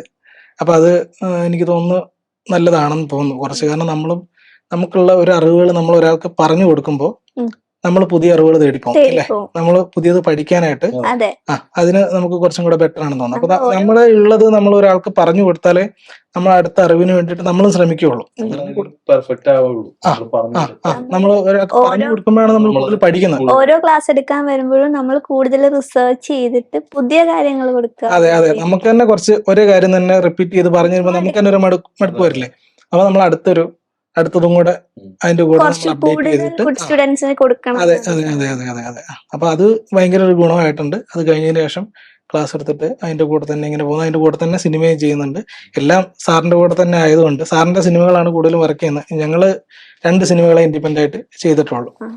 വെടിക്കെട്ട്, താനാര, അങ്ങനെ 2 സിനിമകൾ മാത്രമേ ചെയ്തിട്ടുള്ളൂ. വിഷ്ണുചേട്ടന്റെ കൈക്ക് ഒരു പരിക്ക് ആ സമയത്ത് പറ്റിയിട്ടുണ്ടായിരുന്നു. ഓൾമോസ്റ്റ് അത് എനിക്ക് തോന്നുന്നു നല്ലൊരു ടൈം ലെങ്ത് എടുത്തിട്ടുണ്ട് ആ പടത്തിന് അല്ലെ? അതെ അതെ, ഒരു 1.5 മാസത്തോളം പുള്ളി റെസ്റ്റിലുണ്ടായിരുന്നു. പടം പോയി മൊത്തം 70 ദിവസമൊക്കെ ഷൂട്ട് പോയിട്ടുണ്ടാവുമായിരിക്കും. ആക്ച്വലി 40-45 ദിവസമാണ് ഷൂട്ട് ഉണ്ടായിരുന്നത്, പ്ലാൻ ചെയ്ത്. പക്ഷെ ഇതൊക്കെ കാരണം പിന്നെ ഭയങ്കരമായിട്ട് മഴ വന്നു. പിന്നെ ഈ പൊള്ളല്, പുള്ളിയുടെ തിളച്ച എണ്ണ കയ്യിലോട്ട് വീണിട്ട് ഷൂട്ടിന്റെ ഇടയ്ക്ക് പറ്റിയതാണ്. വിത്ത് തീയും കൂടെയാണ് വന്നത്, തീയും കൂടെ വന്നിട്ട് കയ്യിലോട്ട് വീണത്. അപ്പൊ അത് കുറച്ചു നേരം അവിടെ ഇരുന്നു. അപ്പൊ അങ്ങനെ അത് കുറച്ച് ഹെവി ആയിട്ടുള്ള ഒരു ഇഞ്ചുറി ആയിരുന്നു. അപ്പൊ അതിന്റെ കുറച്ച് അതൊന്ന് ഉണങ്ങാനായിട്ട്, അതും മുഴുവനായിട്ട് മാറുന്നതിന് മുന്നെയാണ് ഇറങ്ങിയത്. പുള്ളി ഒരു ഡയറക്ടറും കൂടെ ആയതുകൊണ്ട് ഒരുപാട് കമ്മിറ്റ്മെന്റ് ഉണ്ടല്ലോ, വരിക വേണം. അപ്പോൾ ഒരു പകുതി റെഡി ആയതിനു ശേഷമാണ് വന്നത്, ഫുള്ളായിട്ട് കഴിഞ്ഞിട്ടുണ്ടായിരുന്നില്ല. അതിനകത്ത് കൈ ഒടിഞ്ഞു പോകുന്നൊരു സീക്വൻസ് ഉണ്ട്. ഏകദേശം ക്ലൈമാക്സിനോട് എടുത്തിട്ട് കൈക്കൊരു പരിക്ക് പറ്റിയും ആ പരിക്ക് കാണുമ്പോ തന്നെ നമുക്കൊരു ഭയം തോന്നിക്കുന്ന രീതിയിലാണ്. അതിപ്പോ ആ സമയത്ത് ആരോ പറഞ്ഞ കമന്റ്സിലൊക്കെ ഉണ്ടോ ഇത് VFX എന്ന് പറയുന്ന ഒരു പ്രോസസ് ഉണ്ട്. സത്യത്തിൽ അത് മേക്കപ്പ് ആണെന്ന് അതിനോട് കണക്ട് ചെയ്ത് നിൽക്കുന്ന ആൾക്കാർക്ക് മാത്രം അറിയാവുന്ന ഒരു കാര്യമാണ്. ദെൻ അതിനുശേഷം കൈ മുറിച്ച് മാറ്റിയ ശേഷമുള്ള ഒരു മേക്ക് ഓവർ ഉണ്ട് കൈക്ക്. അതും ഈ പറഞ്ഞ ഇതാടാ VFX ആടാ. അതായത് നിങ്ങൾ കഷ്ടപ്പെട്ട് ചെയ്യുന്ന പല കാര്യങ്ങളും VFXന്റെ മേളില് VFX ആണ് ചെയ്യുന്നതെന്നും പറഞ്ഞ് പോകുന്നത് അത് ഒരു വല്ലാത്ത ഫീലല്ലേ? വല്ലാത്ത ഫീലും ഉണ്ട്, അതിന്റെ കൂടെ നമുക്ക് ഉള്ളിലൊരു സന്തോഷമുണ്ട്. കാരണം അത് VFX എന്ന് പറഞ്ഞിട്ട് നമ്മൾ ചെയ്തതാണെന്ന് പറയുമ്പോൾ അതങ്ങനെ ആൾക്കാരങ്ങനെ നമ്മളോട് ചോദിക്കാതെ എടുക്കുമ്പോൾ അതിൽ സങ്കടമുണ്ട്. പക്ഷെ അങ്ങനത്തെ രീതിയിലേക്ക് ചർച്ച ചെയ്യപ്പെടുമ്പോൾ VFX ആണെന്നുള്ള രീതിയിൽ ചർച്ച ചെയ്യപ്പെടുമ്പോൾ അത്രത്തോളം അതിൻ്റെ അകത്ത് ഉണ്ട് എന്നുള്ളത് അതിന്റെ ഒരു കാര്യം കൂടെ അതിൽ വരുന്നുണ്ട്. അങ്ങനെ ഒരു കാര്യം കൂടെ. അപ്പൊ ആ ഒരു വർക്കിനെ പറ്റി പറയുകയാണെങ്കിൽ, ആ സ്പെഷ്യൽ എഫക്റ്റ് വർക്കിനെ പറ്റി പറയുകയാണെങ്കിൽ, ആക്ച്വലി അത് സിനിമയിൽ അത് വളരെ കുറച്ചേ ഉണ്ടായിരുന്നുള്ളൂ, അല്ലെങ്കിൽ അത് കാണിക്കില്ല, കയ്യിലിങ്ങനെ പൊതിഞ്ഞിട്ടുള്ള രീതിയിൽ അങ്ങനെയെന്നാണ് ആദ്യം പറഞ്ഞുകൊണ്ടിരുന്നത്. ഞങ്ങളുടെ അടുത്ത് പറഞ്ഞുകൊണ്ടിരുന്നത് അത്രയാണ്, അത് അധികം ഉണ്ടാവില്ല. അതിൻ്റെ മെയിൻ വിഷയം തന്നെ അതാണ്, ആ സിനിമയുടെ വിഷയം തന്നെ ഹാൻഡ് ട്രാൻസ്പ്ലാന്റേഷൻ, അതാണ് അതിൽ വരുന്നത് അല്ലേ. അതിൻ്റെ റിയൽ ഇൻസിഡൻ്റ് ആണ്, അത് കണക്ട് ചെയ്തിട്ട് കഥയായിട്ട് ബന്ധപ്പെട്ട് വന്നേക്കണം. ഹാൻഡ് ട്രാൻസ്പ്ലാന്റ് ചെയ്യുന്ന അതാണ് അതിൻ്റെ വിഷയം വരുന്നത്. അപ്പോൾ അത് ഒരു ചലഞ്ചിങ് ആയിരുന്നു ഞങ്ങൾക്ക്. പ്രോസ്തെറ്റിക് മേക്കപ്പ് വരുന്നുണ്ട്, സ്പെഷ്യൽ എഫക്ട് മേക്കപ്പ് വരുന്നു. സ്പെഷ്യൽ എഫക്ട് യാദൃശ്ചികമായിട്ട് വന്നതാണ്. അത് ആ പുള്ളി നിങ്ങൾ കണ്ടില്ലേ, തിയേറ്ററിൽ കണ്ടില്ലേ. അപ്പോൾ അത് ഞങ്ങൾക്ക് തിയേറ്ററിൽ നിന്ന് കാണുമ്പോഴും ആ ഷോട്ട് വരുമ്പോൾ എല്ലാവരും ഒരു നെടുവേർപ്പെടും. അത് ഞങ്ങൾ അവിടെ ഇരുന്ന് കാണുമ്പോൾ ഞങ്ങൾക്ക് ഭയങ്കര സന്തോഷം. കാരണം അത് അകലെ ഇടാത്ത ആൾക്കാർ വളരെ കുറവാണ് അത് കാണുമ്പോൾ. അത് ഫസ്റ്റ് കാണുമ്പോഴാണെങ്കിൽ എനിക്ക് തോന്നുന്നു പല ആളുകളും അത് ഷോ കഴിഞ്ഞിട്ട് ഒരുപാട് പേര് അവിടെ പുറത്തുനിന്ന് അവിടെ കുറെ ചേച്ചിമാരുന്ന് അവിടെ നിന്ന് ലാസ്റ്റ് അത് സത്യം പറഞ്ഞാൽ നിങ്ങൾക്ക് ഭയങ്കര അപ്രിസിയേഷൻ കിട്ടുന്ന ഒരു സാധനമാണ്. പക്ഷെ അത് കിട്ടിയില്ല എന്നാണ് ഞാൻ വിശ്വസിക്കുന്നത്. കാരണം എന്താണെന്ന് വെച്ചാൽ ഫസ്റ്റ് ഇൻഡിപെൻഡന്റ് ചർച്ച ചെയ്യപ്പെട്ടില്ല. അത്രയും നല്ല കുഴപ്പമില്ലാത്ത വർക്കായിരുന്നു തോന്നുന്നു. അപ്പൊ ഈ പറഞ്ഞ പോലെ പറഞ്ഞു വന്ന സംഭവം എന്താന്ന് വെച്ചാ, ഈ ഫസ്റ്റ് പടം അതിങ്ങനെ അതും ഭയങ്കര ഒരു എക്സ്പെരിമെന്റ് ചെയ്യേണ്ട ഒരു ഐറ്റം. അപ്പൊ അത് കഴിഞ്ഞ് തിയേറ്ററിൽ നിന്ന് ഇറങ്ങി വരുമ്പോൾ ഒരു മൂവ്മെന്റ് ഉണ്ടല്ലോ, ഞങ്ങള് ഹാപ്പി ആയിരുന്നു. ഒരു അഭിമാനവും അങ്ങനെ എന്തായിരുന്നു? ഉറപ്പായിട്ടും. കാരണം നമ്മൾ ചെയ്ത ഏരിയകള് ക്ലിയർ ആണെന്നാണ് വിശ്വസിക്കുന്നത്. അതിൽ മേക്കപ്പിന്റെ ഏരിയകളാണെങ്കിലും പടമാണെങ്കിലും വലിയ കുഴപ്പമില്ല എന്നുള്ള രീതിയിലാണ് വിശ്വസിക്കുന്നത്. മേക്കപ്പിന്റെ ഏരിയയിൽ ഞങ്ങൾ ഭയങ്കര കംഫർട്ടബിൾ ആണ്. 1-2 പരിപാടികൾ ചെയ്തിട്ടുണ്ടായിരുന്നു. ഒരു പ്രോസ്തെറ്റിക്, ഒരു കൈ മുഴ വരുന്ന അതൊരെണ്ണം ചെയ്തിട്ടുണ്ടായിരുന്നു. പിന്നെ പ്രോസ്തെറ്റിക് വരുന്ന ലാസ്റ്റ് പുള്ളി ട്രാൻസ്പ്ലാന്റ് ചെയ്തിട്ടുള്ളത്. ആക്ച്വലി പ്രേക്ഷകൻ എപ്പോഴും ഒരു പെട്ടെന്ന് ഒരു വൗ ഫാക്ട് തോന്നുന്നത് കൂടുതലും ബ്ലഡ് പരിപാടികളോ അല്ലെങ്കിൽ സ്പെഷ്യൽ എഫക്റ്റോ അത് കാണുമ്പോഴാണ് ആൾക്കാർക്ക് ഇതെന്തോ പരിപാടിയാണെന്നുള്ളൊരു തോന്നൽ വരുന്നത്. പക്ഷെ ആക്ച്വലി മേക്കപ്പ് ആർട്ടിസ്റ്റുകൾക്ക് ഇത് ഭയങ്കര സിമ്പിൾ ആണ് ചെയ്യുമ്പോൾ. കാരണം ഭയങ്കര കംഫർട്ട് സോൺ ആണ്. അതായത് ഒരു പൊള്ളൽ വന്നു അല്ലെങ്കിൽ ഒരു മുറിവ് വന്നു, നിങ്ങൾക്ക് അത് പറയാൻ പറ്റില്ല, അത് ഇങ്ങനെയാണ് അത് മുറിവ് വരുന്നത് എന്നുള്ള രീതിയിൽ പറയാൻ പറ്റത്തില്ല. അപ്പൊ നിങ്ങൾക്കൊരു സ്വാതന്ത്ര്യം ഉണ്ടല്ലോ അതില്. അപ്പൊ അത് എങ്ങനെ ചെയ്യണം എന്നുള്ളത് നമുക്ക് തീരുമാനിക്കാം. പിന്നെ എത്ര വേണം എന്നുള്ളത് നമുക്ക് ഡയറക്ടർ അല്ല അങ്ങനത്തെ രീതിയിൽ പറയാം. ഞങ്ങളിത് പറഞ്ഞ കണ്ട ഈ കൈ ഇനി ഉപയോഗിക്കാൻ പറ്റില്ല എന്നുള്ള രീതിയിലാക്കണം എന്നുള്ളതാണ് ഡയറക്ടേഴ്സ് പറഞ്ഞത്. ബിപിൻ ജോർജ്, വിഷ്ണു ഉണ്ണികൃഷ്ണൻ ഇവർ രണ്ടും പറഞ്ഞ് നമ്മളത് കൈ ഇനി ഉപയോഗിക്കാൻ പറ്റില്ല, അപ്പൊ നിങ്ങൾക്ക് എന്ത് കാണിക്കണോ അത്രയും കാണിച്ചോളാൻ പറഞ്ഞു. അതെന്ത് ടൈം ലിമിറ്റ് ആയിരിക്കും? എത്ര ടൈം എടുത്തു അത് സെറ്റ് ആക്കി? എടുത്ത കംപ്ലീറ്റ് ഷോട്ടുകളും കാണിച്ചിട്ടുണ്ട്. ആക്ച്വലി ഞങ്ങളത് ചെയ്ത് കാണിച്ചു. ഇത് സീനിൽ ഈ പറഞ്ഞല്ലോ യാദൃശ്യമായിട്ട് വന്നതാണത്. അത് കവർ ചെയ്യുമെന്നാണ് പറഞ്ഞത്. അത് കവർ ചെയ്ത് കാണിക്കുന്നത് പെട്ടെന്ന് പിന്നെ പറഞ്ഞാൽ അത് അങ്ങനെ കാണിക്കണം, പെട്ടെന്ന് വന്നിട്ട് പറയുന്നതാണ്. ഇത് ചെയ്യണമെങ്കിൽ ആക്ച്വലി നമുക്ക് ഒരുപാട് പ്രോസസ് ഉണ്ട്.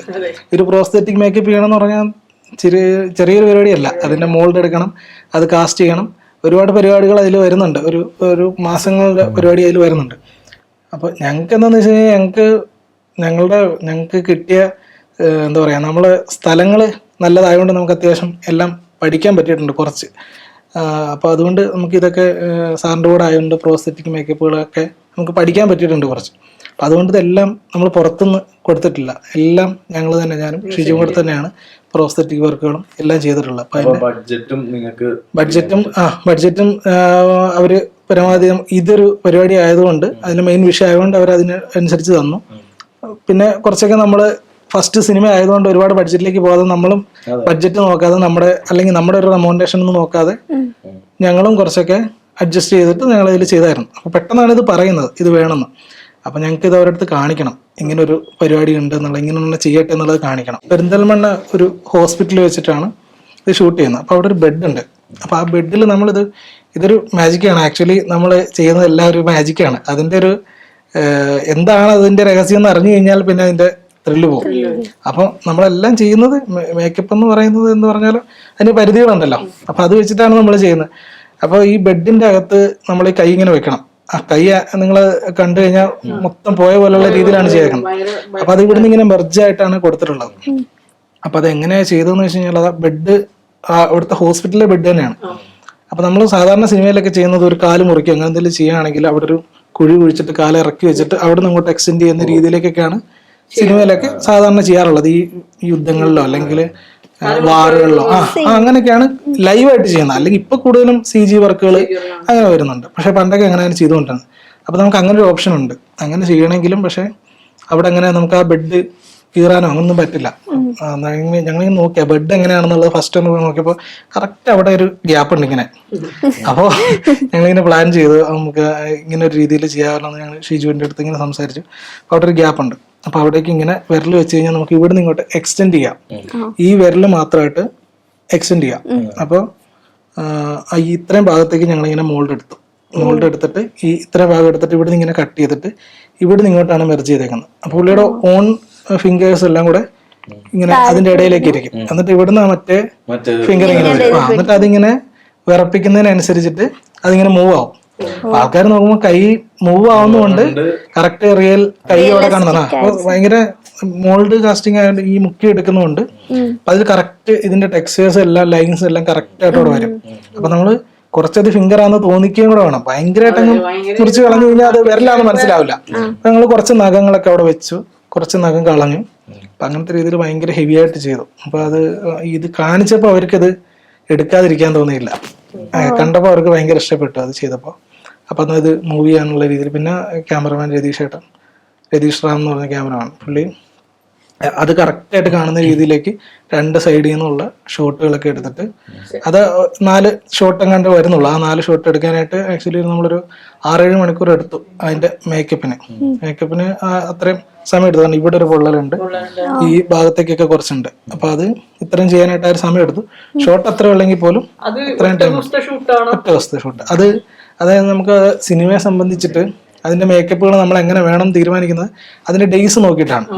ഏത് മേക്കപ്പ് വേണമെന്ന് മേക്കപ്പ് ആർട്ടിസ്റ്റുകൾ തീരുമാനിക്കുന്നത്. ഇപ്പൊ പ്രോസ്തെറ്റിക് മേക്കപ്പ് എന്ന് പറഞ്ഞാൽ നിങ്ങൾക്ക് അറിയാലോ, ഐ സിനിമയിലൊക്കെ ചെയ്യുന്ന പോലെയുള്ള അങ്ങനത്തെ സിലിക്കൺ ബേസ്ഡ് പ്രൊഡക്റ്റ് ഉപയോഗിച്ചിട്ട് ചെയ്യുന്നുള്ള റബ്ബർ മെറ്റീരിയൽ ഉപയോഗിച്ചിട്ട് ചെയ്യുന്ന മേക്കപ്പ് എന്ന് പറഞ്ഞാൽ കണ്ടിന്യൂറ്റി, സിനിമയിൽ കണ്ടിന്യൂറ്റി മെയിൻറ്റെയിൻ ചെയ്യാൻ ഇമ്പോർട്ടന്റ് ആയിട്ടുള്ള കാര്യമാണ്. കാരണം നമ്മൾ ഈ 2.5 മണിക്കൂർ അല്ലെങ്കിൽ ഒരു ദിവസം നടക്കുന്ന കഥയെ നമ്മൾ ഷൂട്ട് ചെയ്യുന്നത് ദിവസങ്ങളോളം, പിന്നെ വർഷങ്ങളോളം എടുത്തിട്ടൊക്കെയാണ് സിനിമകൾ ഷൂട്ട് ചെയ്യുന്നത്.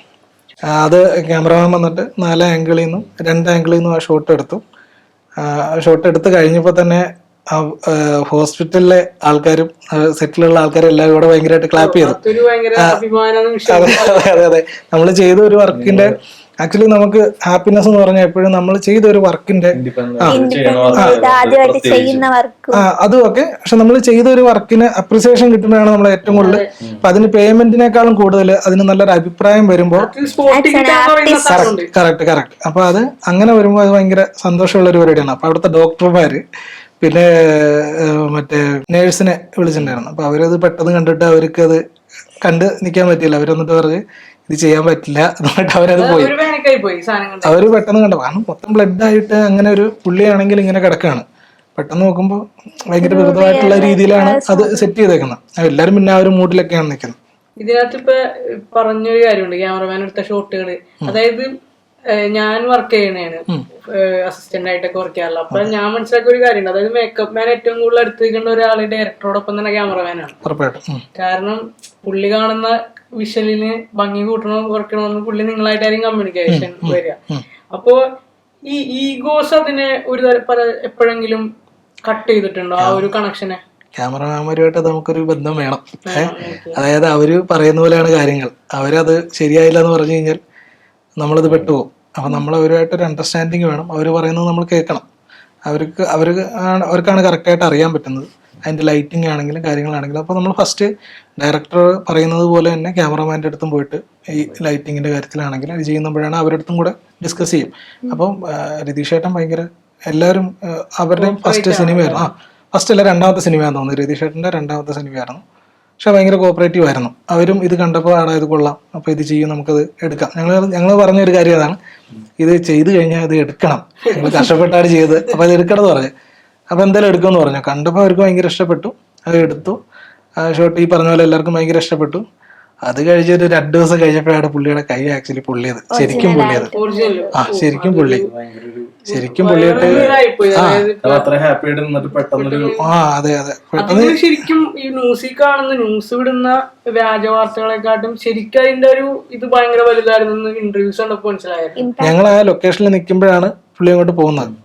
അപ്പോൾ ഒരുപാട് ആൾക്കാർ ഇങ്ങോട്ട് കോള് ചെയ്യാൻ തുടങ്ങി. ഇപ്പൊ നേരത്തെ പറഞ്ഞ ഹിറോഷ് എന്ന് പറഞ്ഞ നമ്മുടെ കൂടെ ഉള്ള ഫഹദിന്റെ മേക്കപ്പ് ആർട്ടിസ്റ്റ്, പുള്ളിയാണ് ആദ്യം വിളിക്കണം. ഇങ്ങോട്ട്. അപ്പൊ ന്യൂസിലൊക്കെ പറയുന്നത് കൈ മുറിച്ച് മാറ്റുക എന്നൊക്കെയുള്ള രീതിയിൽ. പുള്ളി ഇപ്പം അങ്ങോട്ട് പോയുള്ളൂ, ഹോസ്പിറ്റലിൽ എത്തിയിട്ടില്ല. അപ്പോഴേക്കും ന്യൂസുകൾ ഇങ്ങനെ വന്നുകൊണ്ടിരിക്കുകയാണ്. ആ, കൈ മാറ്റി വെക്കേണ്ടി വരുമോ എന്നുള്ള രീതിയിലേക്ക് വരെ.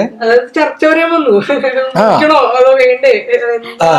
വേറൊരു കോമഡി കൂടെ ഉണ്ട്.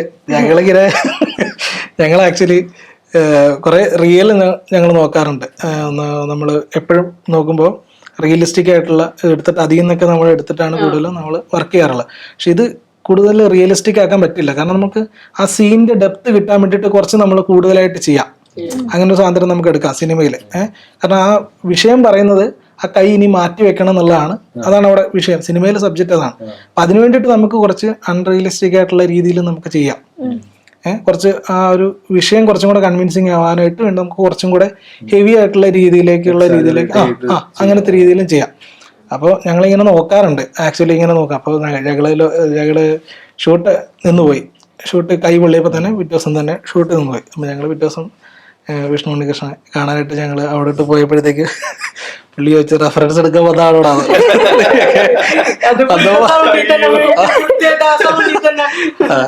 സൗണ്ട് നമ്മള് കുറച്ചു കാലമായിട്ട് പുള്ളിയോടെ കുറെ സിനിമകൾ അടുപ്പിച്ച്. ഇവര് രണ്ടുപേരായിട്ടും ബിപിൻ ജോർജും വിഷ്ണുകൃഷ്ണനായിട്ടും ഭയങ്കര ഒരു ബ്രദർഹുഡ് റിലേഷൻഷിപ്പ് ആണെന്ന് പറഞ്ഞല്ലേ?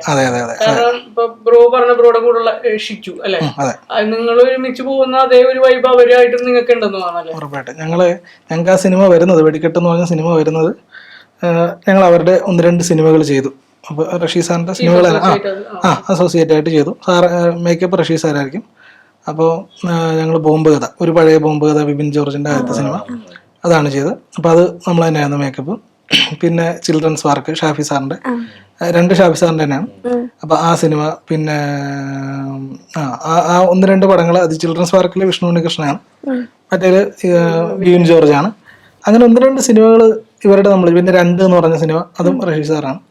അങ്ങനെ ഒരുപാട് സിനിമകൾ നമ്മൾ ഇവരുടെ കൂടെ ചെയ്തു. അപ്പൊ ഇവർക്ക് കൂടുതലും സാറിന്റെ ഒരു രീതി എന്ന് പറഞ്ഞു കഴിഞ്ഞാൽ, സാറ് ഒരുപാട് സിനിമകൾ ചെയ്യും.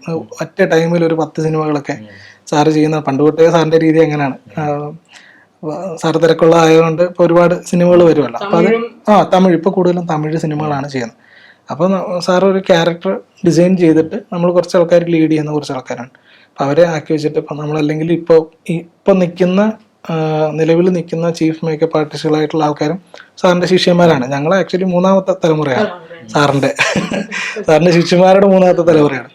അപ്പോൾ ഒരുപാട് ആൾക്കാരുണ്ട് മുന്നേയുള്ള. അപ്പൊ ആര് വിളിച്ചാലും വരും. സാറ് വിളിച്ചു കഴിഞ്ഞാൽ ആര് വിളിച്ചാലും വരും. അപ്പൊ ഞങ്ങൾ ഇല്ലെങ്കിൽ വേറൊരു പടം നടക്കുകയാണെങ്കിലും ഇപ്പൊ ആര് വിളിച്ചാലും വരും. അപ്പൊ അങ്ങനെ സാറ് ചെയ്തു കൊടുത്തിട്ട് വേറെ ആൾക്കാരത് ചെയ്യാണ് പതിവ്. സാറ് തുടങ്ങി കൊടുക്കുക, അപ്പൊ അടുത്ത സിനിമയിലേക്ക് പോകും, അങ്ങനെയാണ് പോകും. അപ്പൊ അങ്ങനെ ഞങ്ങൾ 1-2 സിനിമകൾ ഇവരുടെ ചെയ്തിട്ടുണ്ട്. അപ്പൊ അവര് ഒരു സാറിന്റെ ബഡ്ജറ്റും അങ്ങനെയൊക്കെ ഉണ്ടല്ലോ, ഇതൊരു ചെറിയ സാറിന് അവർക്ക് അങ്ങനത്തെ രീതിയിൽ ചെയ്യാൻ പറ്റില്ല. പിന്നെ നമ്മള് ചെറിയൊരു എല്ലാവരും പുതുമുഖങ്ങളാണ് വരുന്നത്. അപ്പൊ എല്ലാവർക്കും ആർട്ട് ഡയറക്ടർ അതുപോലെ ഒരുപാട് ആൾക്കാർക്ക് അവസരം കൊടുക്കുക എന്നുള്ളത് അവർ ഉദ്ദേശിച്ചു. എല്ലാവരും പുതിയ ആൾക്കാർ, കംപ്ലീറ്റ് ആൾക്കാർ. ഇവര് മാത്രമേ ഉള്ളൂ അത്യാവശ്യം ഡയറക്ടേഴ്സ്, ഇവര് മാത്രമാണ് അത്യാവശ്യം വർക്ക് ചെയ്തത്. ബാക്കി എല്ലാവരും പുതുമുഖങ്ങളാണ്. അതുപോലെ ടെക്നീഷ്യന്മാരും ഒരുപാട് പുതിയ ആൾക്കാർ. അതെ അതെ, അവരങ്ങനെ വന്ന ഒരാൾക്കാരാണ്. അപ്പൊ അവർക്കും പുതിയ ആൾക്കാർക്ക് അവസരം കൊടുക്കണം എന്നുള്ളൊരു ആഗ്രഹം അവർക്ക് ഉണ്ടായിരുന്നു. അപ്പൊ അതുകൊണ്ട് അവരിങ്ങനെ ചോദിച്ചാൽ നിങ്ങൾക്ക് ചെയ്തു തന്നാൽ നിങ്ങൾ ചെയ്യുമോ എന്ന് ചോദിച്ചു. അപ്പൊ ഞങ്ങളിങ്ങനെ സാറിന്റെ അടുത്ത് ഇങ്ങനെ ഭയങ്കര തിരക്കായിട്ട് പോയിക്കൊണ്ടിരിക്കുക. ഒരുപാട് സിനിമകൾ, തമിഴും തെലുങ്കും ആയിട്ടുള്ള സിനിമകൾ. അപ്പൊ ഞാനും ഷിജു എന്ന് പറഞ്ഞ് ഞങ്ങൾ അത്യാവശ്യം സാറിന്റെ കൂടെ മെയിൻ ചെയ്യുന്ന ആൾക്കാരാണ്. ഒരുപാട് ആൾക്കാർ ഇനിയും ഉണ്ട്, ഞങ്ങൾ മാത്രമൊന്നുമല്ല. അപ്പൊ ഞങ്ങള് സാറിന്റെ കൂടെ എപ്പോഴും നിൽക്കുന്ന ആൾക്കാരാണ്. ഒറ്റയടിക്ക് 2 പേരും പോകുന്ന പറഞ്ഞു കഴിഞ്ഞാൽ ശരിയല്ല. ഞങ്ങൾക്ക് നല്ല പേടിയുണ്ട്, അങ്ങനെ ചെയ്യാനും പാടില്ല. അപ്പോൾ ഞങ്ങൾക്ക് എങ്ങനെ പറയണം എന്നറിയില്ല. ശരിക്ക് ഒരാള് അപ്പോഴാണ് നമ്മൾ അദ്ദേഹത്തിന്റെ ഒക്കെ ഒരു ഇത് മനസ്സിലാക്കുന്നത്, ഒരു മനസ്സിന്റെ ഒരു വലിപ്പം. കാരണം നമുക്ക് നല്ല പേടിയോടാണ് നമ്മൾ എങ്ങനെ പറയും, സാറിന്റെ അടുത്ത് എങ്ങനെ പറയും. അങ്ങനെ സാറിന്റെ അടുത്ത് പോയി പറഞ്ഞപ്പോഴത്തേക്ക് സാറ് പറഞ്ഞു, സാറിന് ഭയങ്കര സന്തോഷം, ചെയ്യണം, ആ ബന്ധം കളയരുത്, ചെയ്യാൻ ഭയങ്കര സപ്പോർട്ട് എന്ന് പറഞ്ഞാൽ അത് ചെയ്യുന്ന പറഞ്ഞിട്ട്. പിന്നെ എല്ലാം അതിന് വേണ്ടിയിട്ടുള്ള എല്ലാ സൗകര്യങ്ങളും പുള്ളി ചെയ്തു തരും. ഇപ്പൊ വിഗ് വരുത്തിക്കുന്നതാണെങ്കിലോ പ്രോസ്തെറ്റിക്കിന്റെ മെറ്റീരിയൽസ് നമുക്ക് വരുത്തിക്കുന്നതാണെങ്കിൽ എന്ത് ചോദിച്ചാലും എടുത്തു പോകുന്ന അങ്ങനെ പറയുന്ന ഇത് ഭയങ്കര സപ്പോർട്ടായിരുന്നു സാറിന്റെ ഭാഗത്തുനിന്ന്. ഭയങ്കര സപ്പോർട്ടായിരുന്നു. അതൊരു സ്നേഹവും കൂടിയാണ് ഈ സപ്പോർട്ട്. കാരണം വർഷം കൂടെ കൊണ്ടെടുക്കുക എന്ന് പറയുന്നത് ഇപ്പൊ ആരെ എപ്പോഴാ വിശ്വസിക്കാൻ പറ്റാത്ത കാലഘട്ടമാണ്. അപ്പൊ ആ സമയത്ത് ഇങ്ങനെ ഒരു ഇത് വരികയെന്ന് പറഞ്ഞാൽ ഭാഗ്യമായിട്ട് തന്നെയാണ്. ഈ ഒരു ഫിലിമില് ഇപ്പം ഇൻഡിവിജ്വൽ ആയിട്ട് ചേട്ടൻ ചെയ്തതെന്ന് പറഞ്ഞു. അപ്പം പട്ടണം പ്രശീദ് സാറിന്റെ അടുത്ത് നിന്ന് ഗ്രൂപ്പ് വർക്കിൽ നിന്ന് ഒരു ഇൻഡിവിജ്വൽ ആയിട്ട് മാറുന്ന സമയത്ത് നമുക്ക് കുറച്ച് നമുക്കായിട്ട് കുറച്ച് ഫ്രീഡം ഇല്ലേ? ആ ഒരു എക്സ്പീരിയൻസ്, അതായത് ഇൻഡിവിജ്വൽ ആയിട്ട് ആദ്യത്തെ ഈ വർക്ക് ചെയ്യുമ്പോൾ ഉള്ള ആ ഒരു എക്സ്പീരിയൻസ് ഫസ്റ്റ്. ആക്ച്വലി നമുക്ക് ഇൻഡിവിജ്വൽ ആയിട്ടെന്ന് പറഞ്ഞു കഴിഞ്ഞാൽ സാറ് ഇങ്ങനെ തന്നു പോയെങ്കിലും അപ്പോഴും നമ്മൾ വരുന്ന കാലഘട്ടം തൊട്ടേ നമുക്ക് അതിനൊരു സ്വാതന്ത്ര്യം സാറ് തന്നിട്ടുണ്ട്. അല്ലെങ്കിൽ നിങ്ങൾ അവിടെ ചെയ്യുന്നുള്ള രീതിയിലേക്കൊരു ഒരുപാട് അങ്ങനത്തെ അനുഭവങ്ങൾ നമുക്ക് ഉണ്ടായിട്ടുണ്ട്. അപ്പം നമുക്ക് പുതിയൊരു അനുഭവം അല്ലെങ്കിൽ പോലും നമ്മുടെ എന്ന് പറയുമ്പോൾ നമുക്ക് ഭയങ്കരമായിട്ടൊരു ഉത്തരവാദിത്തം വരും അതിൽ. നമ്മുടെ പേര് വരുന്നതാണ്, അല്ലെങ്കിൽ നമ്മുടെ ഒരു ഫസ്റ്റ് നമ്മുടെ ഭാവി അതിലാണ്. അപ്പം അങ്ങനെ രീതിയിൽ വരുമ്പോഴത്തേക്കും നമുക്ക് കുറച്ചും കൂടെ ഓട്ടോമാറ്റിക്കലി നമുക്കൊരു ഉത്തരവാദിത്തം അതിൽ വരും. അപ്പം നമ്മൾ കൂടുതൽ കുറച്ചും കൂടി ചിന്തിച്ചപ്പോഴാണ് നമ്മൾ ആക്ച്വലി നമ്മുടെ ഗുരുനാഥന്മാരുടെയൊക്കെ ഒരു പ്രഷർ എന്താണെന്നുള്ളത് നമ്മൾ മനസ്സിലാക്കുന്നപ്പോഴാണ് നമ്മൾ കൂടുതൽ ചിന്തിച്ച് അങ്ങനത്തെ രീതിയിലേക്ക്. അതെ അതെ അതെ അതെ കാരണം സെറ്റിൽ എപ്പോഴും അസിസ്റ്റന്റുമാരെ എപ്പോഴും ഓണായിട്ട് നിൽക്കണം. വിളിച്ചു കഴിഞ്ഞാൽ അപ്പം സ്പോട്ടിൽ അവിടെ ഉണ്ടാവണം, അല്ലെങ്കിൽ നല്ല ചീത്ത കേൾക്കും. അപ്പോൾ സിനിമ എന്ന് പറഞ്ഞ ടൈമാണല്ലോ, ആ ടൈം നമ്മൾ ആരും പാഴാക്കാൻ പാടില്ല. അപ്പോൾ അതിലെല്ലാവരും അലേർട്ടായിട്ട് അവിടെ ഉണ്ടാവണം, ഒരു വിളിക്ക് അവിടെ ആൾക്കാരുണ്ടാവണം. അപ്പോൾ അതുകൊണ്ട് അസിസ്റ്റന്റുമാരുടെ പരിപാടി സെറ്റ് മാനേജ് ചെയ്യാന്നാണ്. ഒരു ചീഫ് മേക്കപ്പ്മാൻ ഒരു മേക്കപ്പ് ചെയ്ത് വിട്ട് കഴിഞ്ഞാൽ അത് മാനേജ് ചെയ്യാന്നുള്ളതാണ് സെറ്റിൽ നിൽക്കുന്ന ആൾക്കാരുടെ പരിപാടി. അസോസിയേറ്റിൻ്റെയും പരിപാടി അത് തന്നെയാണ് നമ്മൾ ചെയ്തുകൊണ്ടിരിക്കുന്നത്. തന്നെയാണ് നമ്മൾ ഇൻഡിപെൻഡൻ്റ് ആയിട്ട് ചെയ്യുന്നതുകൊണ്ട് സാറിൻ്റെ കൂടെ അങ്ങനെയും ചെയ്യുന്നുണ്ട്. അപ്പോൾ അതാണ് അതിൻ്റെ ഒരു പരിപാടി. അതാണ്. അപ്പോൾ നമ്മൾ എപ്പോഴെങ്കിലും അസോസിയേറ്റ് ആവണമെന്നാണ് വിചാരിച്ചത്. അസോസിയേറ്റ് ആകുമ്പോഴാണ് കുറച്ചും കൂടെ പ്രഷർ വരുന്നത്, നമുക്ക് കുറച്ചും കൂടെ ഉത്തരവാദിത്തം വരുന്നുണ്ട്, ഒരുപാട് കാര്യങ്ങൾ ഡീൽ ചെയ്യേണ്ടി വരുന്നുണ്ട്, ഒരുപാട് കാര്യങ്ങൾ നമ്മളുമായിട്ടാണ് ഡിസ്കസ് ചെയ്യുന്നത്. അതും കഴിഞ്ഞിട്ട് അടുത്തൊരു പരിപാടിയാണ് നമ്മൾ ഇൻഡിപെൻഡന്റ് മേക്കപ്പ് ആകുന്നത്, അല്ലെങ്കിൽ ഒരു ചീഫ് മേക്കപ്പ് മാൻ ആകുക എന്നുള്ളത്. അല്ലെങ്കിൽ ഏതാണെങ്കിലും അതിൻ്റെ ഒരു ഗ്രാഫ് എങ്ങനെയാണ് വരുന്നത്, അസിസ്റ്റന്റ്, അസോസിയേറ്റ്, പിന്നെ ഒരു മെയിൻ ടെക്നീഷ്യൻ, അങ്ങനെയാണ് അതിൻ്റെ ഒരു ഗ്രാഫ് വരുന്നത്. അത് കുറച്ച് ടൈം വന്ന് കഴിഞ്ഞു കഴിഞ്ഞാൽ, ടൈം എടുത്തു കഴിഞ്ഞാൽ എൻ്റെ എക്സ്പീരിയൻസിന്റെ ഒരു ഗുണം ഉണ്ടാവും. അതില്ലാത്ത ആൾക്കാർ ഒരുപാട് വന്ന് മിറാക്കിൾ കാണിക്കുന്നുണ്ട് അല്ലേ, ഒരുപാട് എക്സ്പീരിയൻസ് അല്ല, അപ്പോൾ അത് ഉള്ളിലുള്ളതാണ്. പക്ഷേ എക്സ്പീരിയൻസ് ഉള്ള ആൾക്കാരും മോശമല്ല. എക്സ്പീരിയൻസ് ഉള്ളവർക്ക് നമുക്ക് ഒരുപാട് കാര്യങ്ങൾ പെട്ടെന്ന് നമുക്കത് ഡീൽ ചെയ്യാൻ പറ്റും. എക്സ്പീരിയൻസ് കൊണ്ട് അങ്ങനെയാണ് നമുക്കൊരു അവസ്ഥകൾ നമുക്ക് പെട്ടെന്ന് അത് പരിഹരിക്കാൻ പറ്റും, അങ്ങനെയുള്ള കാര്യങ്ങൾ. ഇപ്പൊ ഒരു സിനിമ കിട്ടി, ഒരു വർക്ക് വന്നു, ഇപ്പൊ ഇൻഡിപെൻഡന്റ് ആയിട്ട് എടുക്കുകയാണ്. അപ്പൊ എങ്ങനെയായിരിക്കും എന്റെ പ്രോസസ്? ഫസ്റ്റ് സ്ക്രിപ്റ്റ് വായിച്ചിട്ട് ഈ ക്യാരക്ടറിന് മേക്കപ്പ്, അത് എങ്ങനെയാണ് നിങ്ങളുടെ പ്രോസസ് ശരിക്കും ഒരു വർക്ക് ചെയ്യുമ്പോൾ? ഫസ്റ്റ് നമ്മളടുത്ത് ഡയറക്ടറോ ആരെങ്കിലും നമ്മളത് സംസാരിക്കും, ഇങ്ങനൊരു കഥയുണ്ട് എന്നുള്ള രീതിയിൽ. ചിലപ്പം എല്ലാ ടെക്നീഷ്യനും കൂടെ നിന്നിട്ട് സ്ക്രിപ്റ്റ് വായിക്കോ അങ്ങനെ ഉണ്ട്. അല്ലെങ്കിൽ ചിലപ്പോൾ നമുക്ക് സ്ക്രിപ്റ്റ് തരും. സ്ക്രിപ്റ്റ് കേട്ടതിന് ശേഷം അതിൽ സെപ്പറേറ്റ് ആയിട്ട് മേക്കപ്പിൻ്റെതായിട്ട് എന്തെങ്കിലും ഉണ്ടെങ്കിൽ, എക്സ്ട്രാ ആയിട്ടുണ്ടെങ്കിൽ അങ്ങനെ പറയും. അല്ലെങ്കിൽ അതിൻ്റെ ഗ്രാഫ് ഏകദേശം പറയും. അതിൽ മേക്കപ്പിൻ്റെതായിട്ട് വരുന്ന ഇങ്ങനെയൊക്കെയാണ്, ചിലപ്പോൾ അങ്ങനെ ഉണ്ടാവില്ല. അപ്പോൾ മേക്കപ്പ് എന്ന് പറഞ്ഞാൽ ഇപ്പോൾ ഉള്ളത് കൂടുതലും 4K ക്യാമറകളൊക്കെ ആയതുകൊണ്ട് ഭയങ്കര റിയലിസ്റ്റിക് ആയിട്ട് തോന്നണം. അപ്പോൾ റിയലിസ്റ്റിക് സിനിമകളൊക്കെയാണ് കൂടുതലും. കൊമേഴ്ഷ്യൽ പടങ്ങൾ വളരെ കുറവാണ്. കൊമേഴ്ഷ്യലാണെങ്കിൽ നമുക്ക് മേക്കപ്പ് ഉള്ള രീതിയിലേക്ക് ചെയ്യും. മേക്കപ്പ് എന്ന് പറഞ്ഞാൽ ആക്ച്വലി മേക്കപ്പ് ചെയ്തു തോന്നാത്ത രീതിയിൽ മേക്കപ്പ് ചെയ്യണം എന്ന് പറയുന്ന ഒരു ഇതില്ലേ, അത് ഡിസിഷൻ എന്ന് പറയാം നമുക്ക് അല്ലേ. നമുക്കൊരു ഡിസിഷൻ എടുക്കുക എന്നുള്ളത്, ആ എത്രത്തോളം വേണം എന്നുള്ള തീരുമാനിക്കുന്നത്, അതാണ് ഒരു മേക്കപ്പ് മാൻ്റെ ഒരു പവർ എന്ന് പറയുന്നത്. അത് ഡയറക്ടറുടെ നിർദ്ദേശം ഉണ്ടാവും, ഡയറക്ടറുടെ തീരുമാനമായിരിക്കും നമ്മൾ ചെയ്യുന്നത്. പക്ഷെ അതെന്താണ് ചെയ്യണമെന്ന് നമുക്കറിയുള്ളൂ അല്ലേ. ഡയറക്ടർക്ക് ഇങ്ങനെ വേണമെന്ന് പറയാം, അപ്പം അതിന് ഏത് പ്രൊഡക്റ്റ് ഉപയോഗിക്കണം, എത്ര അളവിൽ ചെയ്യണം, അതിലെന്തൊക്കെ ചെയ്യണമെന്ന് തീരുമാനിക്കുന്നത് നമ്മളാണ് അല്ലേ. അപ്പോൾ അതാണ് ഒരു മേക്കപ്പ് ആർട്ടിസ്റ്റിൻ്റെ ഒരു.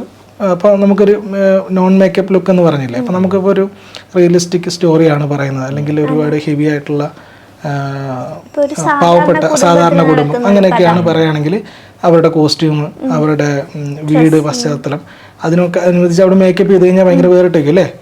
അപ്പോൾ നമ്മൾ ഇത് സീരിയലിലൊക്കെ കാണുന്ന പോലെ അങ്ങനെ നമുക്ക് ചെയ്യാൻ പറ്റില്ലല്ലോ.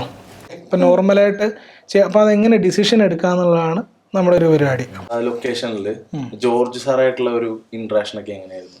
ജോർജ് സാറാണ് ഉദ്ദേശിച്ചത്? പ്രകാശ് വർമ്മ സാറ്. സിനിമയുടെ കാര്യം ആദ്യം പറയാം. ഭയങ്കര ഒരു ഹാപ്പിനെസ് മൂമെൻ്റ് ആണ് സിനിമ നല്ല രീതിയിൽ ഓടിക്കൊണ്ടിരിക്കുന്നു. ഇപ്പോൾ OTT റിലീസായി, ജിയോ സ്റ്റാറിൽ OTT റിലീസായിട്ട് നല്ലപോലെ ഓടിക്കൊണ്ടിരിക്കുന്നു. തിയേറ്ററിലും ഇപ്പം നല്ല ഹൗസ്ഫുള്ളായിട്ട് ഓടിക്കൊണ്ടിരിക്കുന്നു. അപ്പോൾ അത് ഭയങ്കര ഒരു സന്തോഷമുള്ളൊരു മൂമെൻ്റാണ്. ഒരുപാട് കാലം വർക്ക് ചെയ്തൊരു സിനിമ. അപ്പോൾ നമ്മൾ വർക്ക് ചെയ്യുന്ന ആൾക്കാർക്ക് കുറച്ചും കൂടെ സന്തോഷം ഉണ്ടാകും. കാരണം നമ്മൾ ഒരുപാട് ദിവസം രാവും പകലും അതിന് വേണ്ടിയിട്ട് വർക്ക് ചെയ്തിട്ട് ആ സിനിമ നല്ല അഭിപ്രായം കിട്ടുമ്പോൾ എല്ലാ വർക്ക് ചെയ്യുന്ന ആൾക്കാർ, ഇപ്പം നിങ്ങളൊക്കെ വർക്ക് ചെയ്യുന്ന ആൾക്കാരല്ലേ, അപ്പോൾ നമുക്കത് അറിയാൻ പറ്റും. അതിന്റെ വിജയം ഭയങ്കര ഒരു ഇരട്ടി മധുരമായിരിക്കും. അതൊരു ലാലേട്ടൻ ഫാൻ ബോയ് ഭയങ്കര ഒരു മൊമെന്റ് ചേട്ടന് അവിടെ കിട്ടിയിട്ടുണ്ട്. അതെ അതെ അതെ അതെ ഭയങ്കര സിനിമ കണ്ടു കഴിയുമ്പോൾ ആക്ച്വലി നമുക്ക് ഈ തുടരും സിനിമയുടെ എൻ്റെ ഒരു എക്സ്പീരിയൻസ് എന്ന് പറഞ്ഞു കഴിഞ്ഞാൽ നമുക്ക് ഈ സിനിമയുടെ കഥ അറിയാം. തുടക്കം തൊട്ടേ നമ്മൾ സ്ക്രിപ്റ്റ് വായിച്ചതാണ്. പിന്നെ നമ്മൾ ഇതിൻ്റെ എല്ലാ മൂവ്മെൻറ്റുകളും നമ്മൾ ലൊക്കേഷനിൽ നിന്ന് കണ്ടതാണ്. എന്നിട്ട് പോലും സിനിമയുടെ ഒരു മാജിക് എന്നൊക്കെ പറയില്ലേ, നമുക്കെല്ലാം അറിയാം ആക്ച്വലി അവിടെ എന്താണ് നടക്കുന്നത്. അതൊക്കെ ചെയ്തതും അതിലെ ഫൈറ്റ് പരിപാടികളാണെങ്കിൽ നമ്മൾ ഇതിലൊക്കെ ഭാഗമായിട്ടുണ്ട്. എന്നിട്ട് പോലും നമ്മൾ കാണുമ്പോൾ നമ്മളൊരു സ്ഥിരം പ്രേക്ഷകൻ എന്നുള്ള രീതിയിൽ നമുക്ക് ഭയങ്കര ഒരു വാവ് ഫാക്ട് കൊണ്ടുവരാൻ ആ സിനിമയ്ക്ക് കഴിഞ്ഞിട്ടുണ്ട്. ആ സിനിമയുടെ അതെ ഭയങ്കരമായിട്ട് സിനിമയുടെ ഒരു മാജിക്, അതാണ് ഡയറക്ടറുടെ ഒരു പരിപാടിയാണ് അതിൽ വന്നിട്ടുള്ളതെന്ന് പറയാം. അങ്ങനെ അല്ലേ? ലാലേട്ടനെ പിന്നെ അങ്ങനെ കാണാൻ വേണ്ടി സത്യം കൊറേ നാളായി നമ്മൾ ലാലേട്ടനെ അങ്ങനെ കണ്ടിട്ട്. ഒരു പവർ കിട്ടാൻ വേണ്ടി ഇമോഷണലൊക്കെ ആയി പോയി.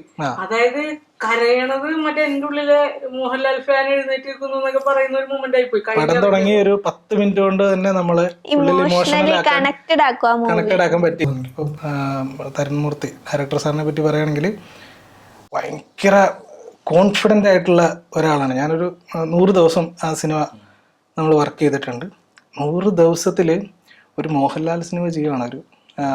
ഇതിനു മുന്നേ 2 സിനിമ അദ്ദേഹം ചെയ്തിട്ടുണ്ട്. പക്ഷെ ഒരു വലിയ മലയാളത്തിൻ്റെ വലിയൊരു സൂപ്പർ സ്റ്റാറിനെ വെച്ചിട്ടൊരു സിനിമ ചെയ്യുകയാണെന്നുള്ളതിൻ്റെ ഒരു ടെൻഷനും ഇല്ലാതെ എന്തൊരു ഫ്രീ ആയിട്ട് ഭയങ്കര കോൺഫിഡൻ്റ് ആയിട്ട് നമുക്കൊരു കണ്ടു പഠിക്കേണ്ട ഒരാളാണ്.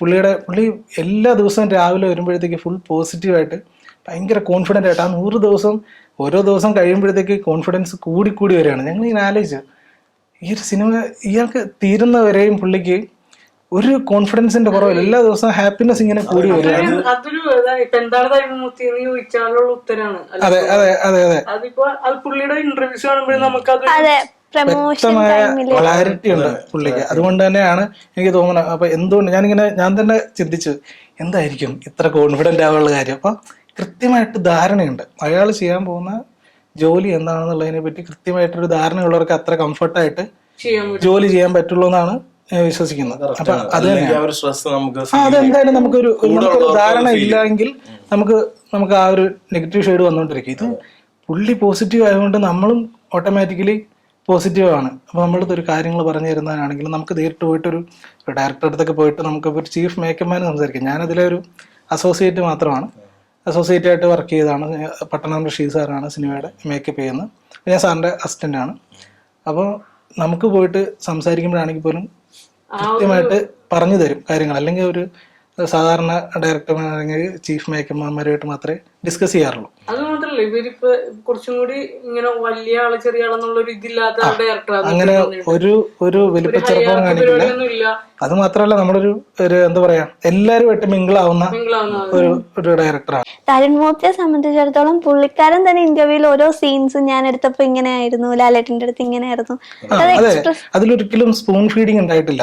ഒരുപാട് ആൾക്കാർ അത് കഴിഞ്ഞതിന് ശേഷം മറ്റേ പേഴ്സ് എങ്ങനെ വന്നു അത് ഓൾറെഡി അതിന്റെ അകത്ത് ആ ഡ്രസ്സ് എടുക്കുന്നതിന്റെ കൂട്ടത്തില് അതിന്റെ അകത്ത് ആയിപ്പോയി. ഇപ്പൊ എല്ലാം ഇപ്പൊ ഇങ്ങനെ എടുത്ത് കാണിക്കാനായിട്ട് അങ്ങനെ ചെയ്തിട്ടില്ല. അതുപോലെ തന്നെ ഈ ജോർജ് സാറിന്റെ ബാൻഡേഡ് അത് ഒരു സീനിൽ പോലും അത് പ്രത്യേകിച്ച് കാണിച്ചിട്ടില്ല. പക്ഷെ എല്ലാ സീനിലും അത് പറഞ്ഞു ചെയ്യിക്കും. അത് ഓരോ ദിവസ കണക്കുണ്ട്. അപ്പൊ ഞാനൊരു പോസ്റ്റ് ഇട്ടു. അപ്പൊ അത് ഡയറക്ടർ അത് എടുത്ത് സ്റ്റോറി ആയിട്ടുണ്ടായിരുന്നു. അപ്പൊ അതെന്താണെന്നുള്ളത് ആക്ച്വലി അത് കഴിഞ്ഞതിന് ശേഷമാണ്. അത് സിനിമയിൽ അത് വ്യക്തമായിട്ട് പറയുന്നില്ല. അത് ആ ഡോറ് പൊളിച്ചു കഴിയുമ്പോ കൈ നടന്നു കുറെ മുന്നേ നടന്നതാണ്. നമ്മൾ ആ ബാൻഡേഡ് നോട്ടീസ് ചെയ്ത് കഴിഞ്ഞ് ലാസ്റ്റ് വരുമ്പോ നമുക്ക് മനസ്സിലാവും എന്താണ് ആ ബാൻഡേഡ് വന്നത്. ഓരോ തവണ കാണുമ്പോഴത്തേക്ക് അത് അത്രയും ഡീറ്റെയിലിംഗ് ആയിട്ട് പുള്ളി അത് ചെയ്തു എന്നുള്ളതാണ് അതിന്റെ ഒരു ലാസ്റ്റ് സീനില്ലേ ബെന്നി പുള്ളി മരിച്ചിരിക്കുന്ന ഒരു സീനില്ലേ കണ്ണില് നമ്മളൊരു ലെൻസ് വെച്ചിട്ടുണ്ട്. പിന്നെ പുള്ളിയുടെ ഒരു മേക്കപ്പ് എന്ന് പറഞ്ഞാൽ ഇവിടെ ഒരു വൂണ്ട് സെറ്റ് ചെയ്തിട്ടുണ്ട്. ഒരു ചെറിയൊരു വെട്ട് ഉള്ള രീതിയിൽ സെറ്റ് ചെയ്തിട്ടുണ്ട്. അതാണ് പുള്ളിയുടെ മേക്കപ്പ് ചെയ്തത്. അതില് ബ്ലഡ് ഓൾറെഡി നമ്മുടെ സ്റ്റേഷൻ ഫൈറ്റ് കഴിയുമ്പോൾ തന്നെ നല്ലപോലെ ഫൈറ്റ് ബ്ലഡ് ഒക്കെ നല്ലപോലെ വീണിട്ടാണ് വന്നിട്ടുള്ളത്. പിന്നെ കണ്ണ് തുറന്നു തന്നെ ഇരിക്കണം എന്നുള്ളത് ഡയറക്ടർ പറഞ്ഞിട്ടുണ്ടായിരുന്നു. ഒരു ഏറ്റവും ഇമ്പോർട്ടന്റ് ആയിട്ടൊരു കാര്യം എന്ന് വെച്ച് കഴിഞ്ഞാൽ അല്ലെങ്കിൽ ഒരു ഭാഗ്യം, മഹാഭാഗ്യം എന്നൊക്കെ പറയുന്ന ഒരു സാധനം കിട്ടിയിട്ടുണ്ട്. കേക്ക് മുറിച്ചൊരു വായിൽ വെക്കുന്ന ഒരു സ്റ്റില്ല് ഉണ്ടായിരുന്നു. അത് ജീവിതത്തില് മറക്കാൻ പറ്റാത്ത ഒരു അനുഭവമാണ്. ഫ്രെയിം ചെയ്ത് അതെ അതെ അതെ, ഉറപ്പായിട്ടും ഒരു മോഹൻലാൽ പടം ചെയ്യാന്ന് പറഞ്ഞാൽ തന്നെ ഭയങ്കര കാര്യമാണ്. ഇൻഡസ്ട്രിയിൽ ഒരു മോഹൻലാൽ പടം വർക്ക്, അത് അസിസ്റ്റന്റ് ആയിട്ടാണെങ്കിലും എല്ലാവർക്കും അതിൽ വർക്ക് ചെയ്യുന്ന എല്ലാവർക്കും പറയാൻ പറ്റുന്നതല്ലേ മോഹൻലാൽ സിനിമ ചെയ്യാന്ന് പറഞ്ഞാൽ. അത് ഭയങ്കര ഹിറ്റായിട്ട് ഓടുന്നു. പിന്നെ അതിലുള്ള അനുഭവങ്ങൾ ഈ പറഞ്ഞ പോലെ തന്നെ ബർത്ത്ഡേ ആഘോഷിക്കുക, അതൊരു മോഹൻലാൽ സിനിമയുടെ സെറ്റിൽ വെച്ചാകുമ്പോൾ അത് സാറുള്ള ദിവസം തന്നെ അത് കിട്ടിയ സാറിന്റെ കയ്യിൽ നിന്ന് കേക്ക് മേടിക്കാൻ പറ്റി. പിന്നെ നമ്മൾ ചെറുപ്പം തൊട്ടേ കാണുന്ന ആൾക്കാരില്ലേ, അപ്പം ചെറുപ്പം തൊട്ടേ നമ്മുടെ ഉള്ളിലുള്ള ആൾക്കാരാണ്. അപ്പോ ആ സമയം എന്നൊക്കെ പറഞ്ഞാൽ നമ്മുടെ ഫുൾ ബ്ലാങ്ക് ഔട്ടാണ്. നമുക്ക് ആക്ച്വലി അത് പിന്നീടുള്ള ഫോട്ടോയിലാണ് നമ്മൾ അത് റിയലൈസ് ചെയ്യുന്നത്. ആ സമയത്ത് മൊത്തം പകച്ചിരിക്കുകയാണ്. പിന്നെ സാറ് ഇപ്പൊ എല്ലാരും പറയുന്ന പോലെ ഭയങ്കര ഫ്രീ ആണ്. നമുക്ക് സാർ എവിടെ ഉണ്ടെങ്കിലും നമുക്ക് ഭയങ്കര കംഫർട്ടാണ്. ചുറ്റുള്ള ആൾക്കാരെ കംഫർട്ടൊക്കെ, അതുപോലെ നമുക്ക് വർക്ക് ചെയ്യുന്ന ആൾക്കാർക്ക് വരെ പ്രഷറോ ടെൻഷനോ അങ്ങനത്തെ കാര്യങ്ങളൊന്നുമില്ല. അതുകൊണ്ട് ഓക്കെയാണ്. എങ്കിൽ പോലും നമുക്ക് പെട്ടെന്നൊരു ടെൻഷനാവും. തൊട്ടടുത്ത് വന്ന് ഇങ്ങനെ ഇതും നമ്മൾ പ്രതീക്ഷിക്കുന്നില്ലല്ലോ. അപ്പൊ അത് ഭയങ്കര ഒരു ഹാപ്പിനെസ് ആയിട്ടുള്ള ഒരു മൂവ്മെന്റ് ആയിരുന്നു. അതെ, നമുക്ക് നമ്മൾ പറഞ്ഞ പോലെ തുടരും സിനിമ ലാലേട്ടൻ, ഒരു ലാലേട്ടൻ മൂവ്മെന്റ് എന്തായിരിക്കും പറയാൻ പറ്റുക? എല്ലാവർക്കും ഓരോന്ന് പറയാനുണ്ടാവും. പക്ഷെ ചേട്ടന്റെ ഒരു പെർസ്പെക്ടീവില് ലാലേട്ടനൊരു ചെറിയൊരു സപ്പോർട്ടായിട്ടുണ്ട്. ഒരു ഇൻട്രൊഡക്ഷൻ എന്ന് പറഞ്ഞാൽ നമുക്ക് ലാൽ സാറിന്റെ കൂടെ മേക്കപ്പ് ആർട്ടിസ്റ്റുകളുണ്ട്. അപ്പൊ നമുക്ക് ഒരുപാട് സാറിന്റെ കൂടെ വർക്ക് ചെയ്യാൻ അധികം നമുക്ക് കൂടുതലുള്ള ആൾക്കാരായിരിക്കും. ബിബിൻ ചേട്ടൻ, പ്രകാശ് വർമ്മ സാർ, അവരുടെയൊക്കെയാണ് നമ്മൾ കൂടുതലായി. ബാക്കിയുള്ള ആൾക്കാർ മണിയമ്പള രാജചേട്ടൻ, അപ്പൊ അവരുടെയൊക്കെയാണ് നമ്മൾ കൂടുതൽ ചെയ്യുന്നത്. അപ്പൊ സാറുമായിട്ട് ഇന്ററാക്ഷൻ ചെയ്യാനുള്ളത് വളരെ കുറവായിരിക്കും ആക്ച്വലി. അപ്പൊ ഒരു ഒരു ഒരു മുഹൂർത്തം എന്ന് പറഞ്ഞു കഴിഞ്ഞാൽ, അല്ലെങ്കിൽ സാറുമായിട്ട് സംസാരിക്കേണ്ട ഒരു സംഭവം വന്നതെന്ന് പറഞ്ഞാൽ നമ്മള് ബിനു ചേട്ടന് നല്ല ഫ്രണ്ട്ലി ആയിട്ടുള്ള നല്ല കമ്പനി ആയിട്ടുള്ള ഒരാളാണ്. അപ്പൊ ബിനു ചേട്ടൻ ഇങ്ങനെ നമ്മള് നേരത്തെ ക്ലാസിന്റെ കാര്യം പറഞ്ഞല്ലോ, അപ്പൊ നമ്മൾ തമാശക്കായിട്ട് കണ്ടായിട്ട് എന്റെ ചീത്ത പറയും. അപ്പൊ ക്ലാസിന്റെ കാര്യം പറഞ്ഞിട്ട് ഇങ്ങനെ കളിയാക്കാറുണ്ട്. അപ്പൊ നമ്മള് ക്ലാസ് എടുക്കുന്ന ബ്രൈഡൽ ക്ലാസ്സുകളാണല്ലോ. അപ്പൊ ബ്രൈഡലിൽ കൂടുതലും ലേഡീസാണ് ക്ലാസ് എടുക്കാൻ പറ്റുന്നത്. അപ്പോൾ പിരിച്ചേട്ടൻ പറയാണ്, ഈ ലേഡീസിന് മാത്രമേ ക്ലാസ് എടുക്കാറുള്ളൂ എന്നുള്ള രീതിയിൽ പുള്ളി ഇങ്ങനെ ഇടയ്ക്ക് പറയാറുണ്ട്. എപ്പോഴും പറയാം, ഓ ഈ അത് കണ്ടപ്പോ അങ്ങോട്ട് പോയി, ഷൂട്ട് കഴിഞ്ഞിട്ട് അങ്ങോട്ട് പോയി. അപ്പോൾ അങ്ങനെയുള്ള രീതിയിൽ ഇടയ്ക്കിടയ്ക്ക് എന്നെ പറയാറുണ്ട്. അപ്പോൾ അതിങ്ങനെ നമ്മുടെ സ്റ്റോറി ഹൈലൈറ്റ്സിലാണെങ്കിൽ അതിൽ ക്ലാസ്സിന്റെ ഒരുപാട് വീഡിയോസ് ഉണ്ട്.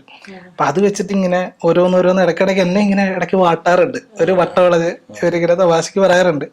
അപ്പൊ ഇതിന്റെ ഇടയ്ക്ക് ഇങ്ങനെ പറയും, ഈ എവിടെ കലാമണ്ഡലോ, ഈ അതിന്റെ ഫ്രണ്ടിൽ കൂടെ ബസ്സിൽ പോയിണ്ടാവും എന്നൊക്കെ പറഞ്ഞിട്ട് ഇങ്ങനെ പറഞ്ഞുകൊണ്ടിരിക്കുന്നതിന്റെ ഇടയിൽ ലാൽ സാർ ഇടയ്ക്ക് കേട്ടു. അപ്പോ പെട്ടെന്ന് ഇങ്ങനെ വിളിച്ചു, ആരാ കലാമണ്ഡലം എന്നുള്ള രീതിയിൽ ചോദിച്ചപ്പോഴത്തേക്ക് ഞാൻ പെട്ടെന്ന് ഓടി ഓടുന്നു. ഇതിങ്ങനെ കുറെ പറഞ്ഞപ്പോഴത്തേക്ക്, കാരണം ഇത് കുറെ ഉണ്ട് ഹൈലൈറ്റ്സ്, ഇത് കുറെ ഉണ്ട്, ഇങ്ങനെ ക്ലാസ് എടുക്കുന്ന കുറെ ഹൈലൈറ്റ്സ് ഉണ്ട്. ഇത് ഓൾറെഡി ബിനുചേട്ടൻ ഡയറക്ടർ തരുൺമൂർത്തി ഡയറക്ടർ സാറിനെ കൊണ്ടുപോയി കാണിച്ചു. അപ്പൊ ഇവരെല്ലാരും കൂടെ എന്റെ വട്ടത്തിൽ ഇങ്ങനെ ശരിയാക്കിക്കൊണ്ടിരിക്കുക.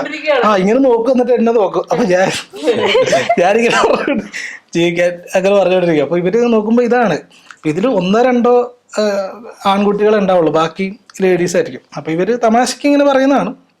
അപ്പൊ ആ കൂട്ടത്തിൽ ഇങ്ങനെ പറയും, കണ്ടാ ഇത് കാരണമാണ് അവിടെ പോകുന്നതെന്നുള്ള രീതിയിൽ ഇങ്ങനെ പറയും. അപ്പൊ ആ കൂട്ടത്തില് ഇങ്ങനെ കലാമണ്ഡലം പറഞ്ഞപ്പോഴത്തേക്ക് ലാൽ സാർ ഇങ്ങനെ ചോദിച്ചു. ലാൽ സാറിന് കലാമണ്ഡലം കഥകളി കണക്ഷൻ ഉള്ളതുകൊണ്ട് പെട്ടെന്ന് സാറിന് അങ്ങനത്തെ ആൾക്കാരെ വരുമ്പോൾ പെട്ടെന്ന് സാറ് നോട്ടീസ് ചെയ്യും. പെട്ടെന്ന് ചോദിച്ചാൽ അതാരാ കലാമണ്ഡലം ആരാന്ന് ചോദിച്ചു. അപ്പൊ എന്നെ ലാൽ സാർ വിളിക്കെടുത്ത് കേട്ടോ ഞാൻ ഓടി, ഞാനപ്പത്തിട്ട് ഓടി. അപ്പോഴത്തേക്ക് ഇവര് പുറത്തുനിന്ന് വിളിക്കടാ എന്നെ ലാൽ സാറ് വിളിക്കുന്നുണ്ടെന്ന് പറഞ്ഞു. അപ്പൊ ഞാൻ പറഞ്ഞു ഞാൻ വരില്ല, ഞാൻ നിൽക്കൂല എന്ന് പറഞ്ഞു. അപ്പൊ എടാ ശരിക്കും വിളിക്കുന്നുണ്ട്. ഞാൻ പറഞ്ഞു ഞാൻ വരൂല. പിന്നെ ഞാൻ നോക്കുമ്പോ പ്രൊഡക്ഷൻ കൺട്രോളറൊക്കെ വരുന്നത്, ഡിക്സൺ ചേട്ടനൊക്കെ വരുന്നത് വിളിക്കുന്നുണ്ടത്. ഞാനപ്പോ നെഞ്ചിരിക്കാൻ തുടങ്ങി, ഇത് പണി പാളിയാ, ഇതെന്തിനാണ് വിളിക്കണത് നോക്കുമ്പോ ഞാൻ പേടിച്ചിട്ടാണ് പോയത്. നമ്മളെ അങ്ങനെ വിളിക്കാറില്ലല്ലോ. പെട്ടെന്ന് ശരിക്കും വിളിക്കുന്നുണ്ടെന്ന് പറഞ്ഞപ്പോഴത്തേക്ക് ബിനു ചേട്ടനും വന്നു, എന്നെ വിളിക്കുന്നുണ്ട് ശരിക്കും പറഞ്ഞ വേഗം ചെന്നോ എന്ന് പറഞ്ഞു. അപ്പൊ അങ്ങനെ പറഞ്ഞേ. അപ്പൊ ഞാൻ ഒരു ഇതെങ്ങനെ എന്നെ പിടിച്ചിങ്ങനെയാണ് കൊണ്ടുപോണത്. അപ്പൊ അവിടെ ചെന്നപ്പോഴത്തേക്ക് ഇങ്ങനെ ചോദിച്ചു, ഇയാളാണോ കലാമണ്ഡലത്തിലാണോ ഞാൻ പറഞ്ഞു അതെ അവിടെ എന്തായിരുന്നു അവിടെ ചുട്ടി അതേപോലെ ഓ ശരി. അപ്പൊ പിന്നെ ബാക്കി വീണ്ടും പിരിച്ചേട്ടൻ വീണ്ടും ഫോൺ കാണിച്ചു ഇത് കണ്ട ഇതാണ് എന്റെ പരിപാടി എന്ന് പറഞ്ഞിട്ട് എന്റെ ഈ ഫോൺ എടുത്തിട്ട് ഇങ്ങനെ ഇത് ലാൽ സാറ് പിടിച്ച ഫോണാണ് കേട്ടോ. ലാൽ സാറ് പിടിച്ചിട്ട് ഈ ഫോൺ എടുത്തിട്ട് എന്റെ ഹൈലൈറ്റ്സ് ഇങ്ങനെ നോക്കുക, ഇങ്ങനെ നോക്കി എല്ലാം ഇങ്ങനെ നോക്കി നോക്കി നോക്കി നോക്കുമ്പോ ഇടയ്ക്ക് ഒരാണുണ്ടല്ലോ ഒരാണെന്നുള്ള രീതിയിൽ ഇങ്ങനെ പറഞ്ഞു. അപ്പൊ അങ്ങനത്തെ രീതിയിൽ ചെറിയ കുറച്ചു നേരം ഭയങ്കര ഫണ്ടായിട്ടുള്ളൊരു മൂവ്മെന്റാണ്. പുള്ളിക്ക് ആക്ച്വലി അങ്ങനെ ഒരു സമയം ചെലവഴിക്കേണ്ട ആവശ്യമില്ല. മഴ കാരണം ഇങ്ങനെ കുറച്ചു നേരം ഷൂട്ട് നടക്കാതെ ഒരു വർക്ക്ഷോപ്പിൽ ഷൂട്ട് നടക്കായിരുന്നു.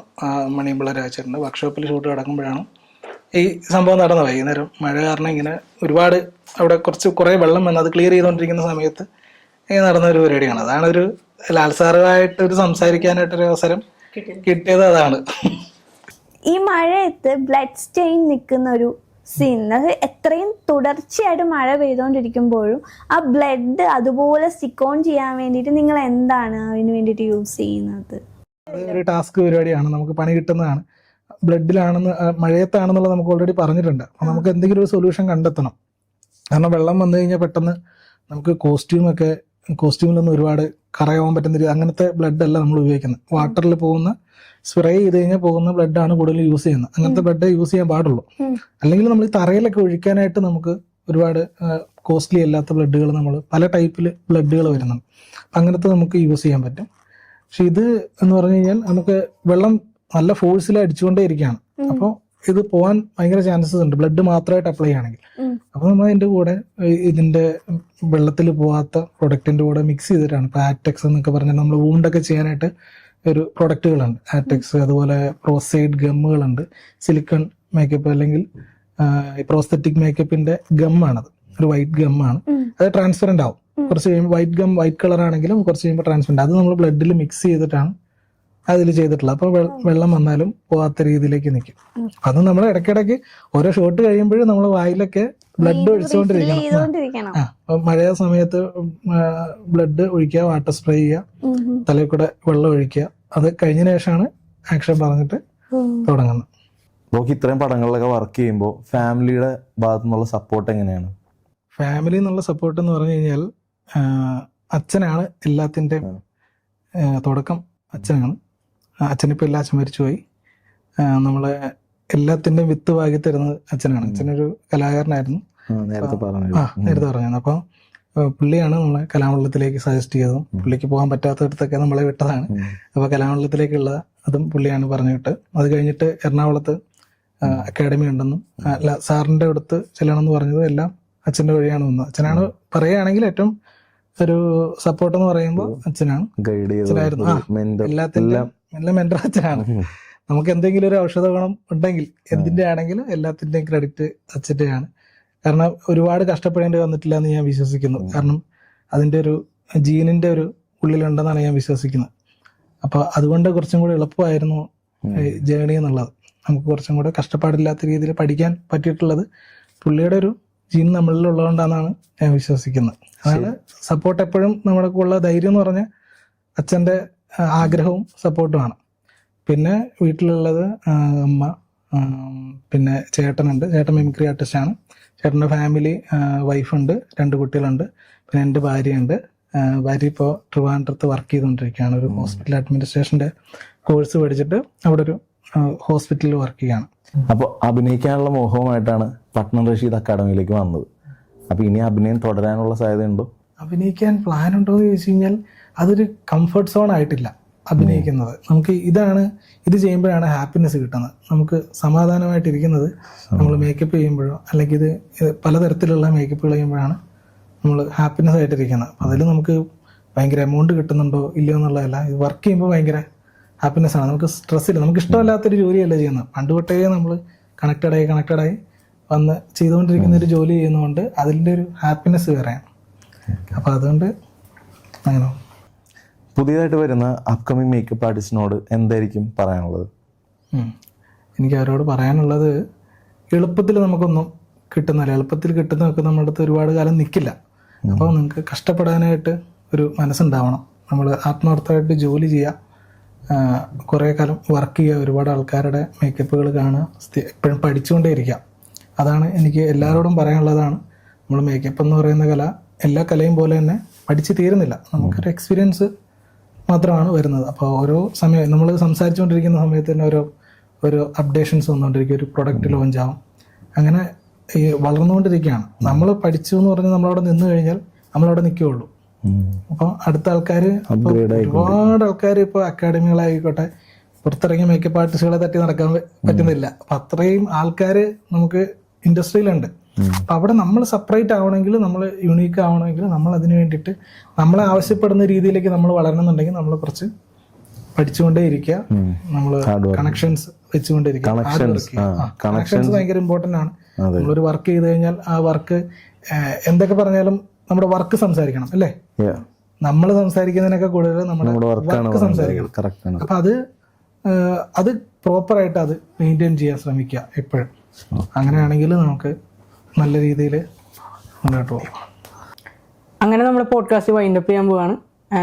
നമ്മൾ ഇത്ര നേരം സഹകരിച്ചതിന് നന്ദി. ഈ പോഡ്കാസ്റ്റിനെ കുറിച്ച് എന്താണ് പറയാനുള്ളത്? ഒരുപാട് കംഫർട്ടബിൾ ആയിരുന്നു. ആക്ച്വലി ഇത് എൻ്റെ ഫസ്റ്റ് എക്സ്പീരിയൻസ് ആണ്. ഞാനിതിന് മുന്നേ അങ്ങനെ ഇൻ്റർവ്യൂസ് ഞങ്ങളുടെ ഫസ്റ്റ് വെടിക്കെട്ട് സിനിമയുടെ കാര്യം പറഞ്ഞു. അപ്പം അതിൽ ക്യാൻ എന്ന് പറഞ്ഞിട്ടുള്ളൊരു ഓൺലൈൻ, അത് അവരുടെ ഒരു ഇൻ്റർവ്യൂ നമുക്ക് ഓൺലൈൻ വഴി എടുത്തിട്ടുണ്ടായിരുന്നു. അല്ലാതെ നേരിട്ട് ഇങ്ങനെ ഒരു ക്യാമറ വെച്ചിട്ടുള്ള ഒരു ഇൻ്റർവ്യൂ ഫസ്റ്റ് ടൈമാണ്. അപ്പോൾ അതിൻ്റെ ഒരു ടെൻഷനും കാര്യങ്ങളൊക്കെ ഉണ്ട്. നമുക്കതെങ്ങനെയാണ്, നമുക്ക് പരിചയമില്ല. അപ്പോൾ അത് നിങ്ങൾ ഭയങ്കരമായിട്ട് ഫ്രീ ആക്കി തന്നു. ഭയങ്കര കംഫർട്ടബിൾ ആയിരുന്നു, നല്ലൊരു എക്സ്പീരിയൻസ് ആയിരുന്നു. പിന്നെ നമുക്കതൊരു ഇൻ്റർവ്യൂ പോലെ സംസാരിക്കാതെ നമ്മളൊരു കോൺവെർസേഷൻ പോലെ ആയപ്പോഴത്തേക്ക് കുറച്ചും കൂടെ ഫ്രീ ആയിരുന്നു, നല്ലതായിരുന്നു. Thank you. ഈ പോഡ്കാസ്റ്റ് സ്പോൺസർ ചെയ്തിരിക്കുന്നത് ബോൺ ടു ഈറ്റ് ബിരിയാണി. അവരുടെ ബ്രാഞ്ചസ് കൂനമ്മാവ് ആൻഡ് അങ്കമാലി. അപ്പോൾ വെറുതെ ഇരിക്കാതെ പോയി ബിരിയാണി കഴിക്കും.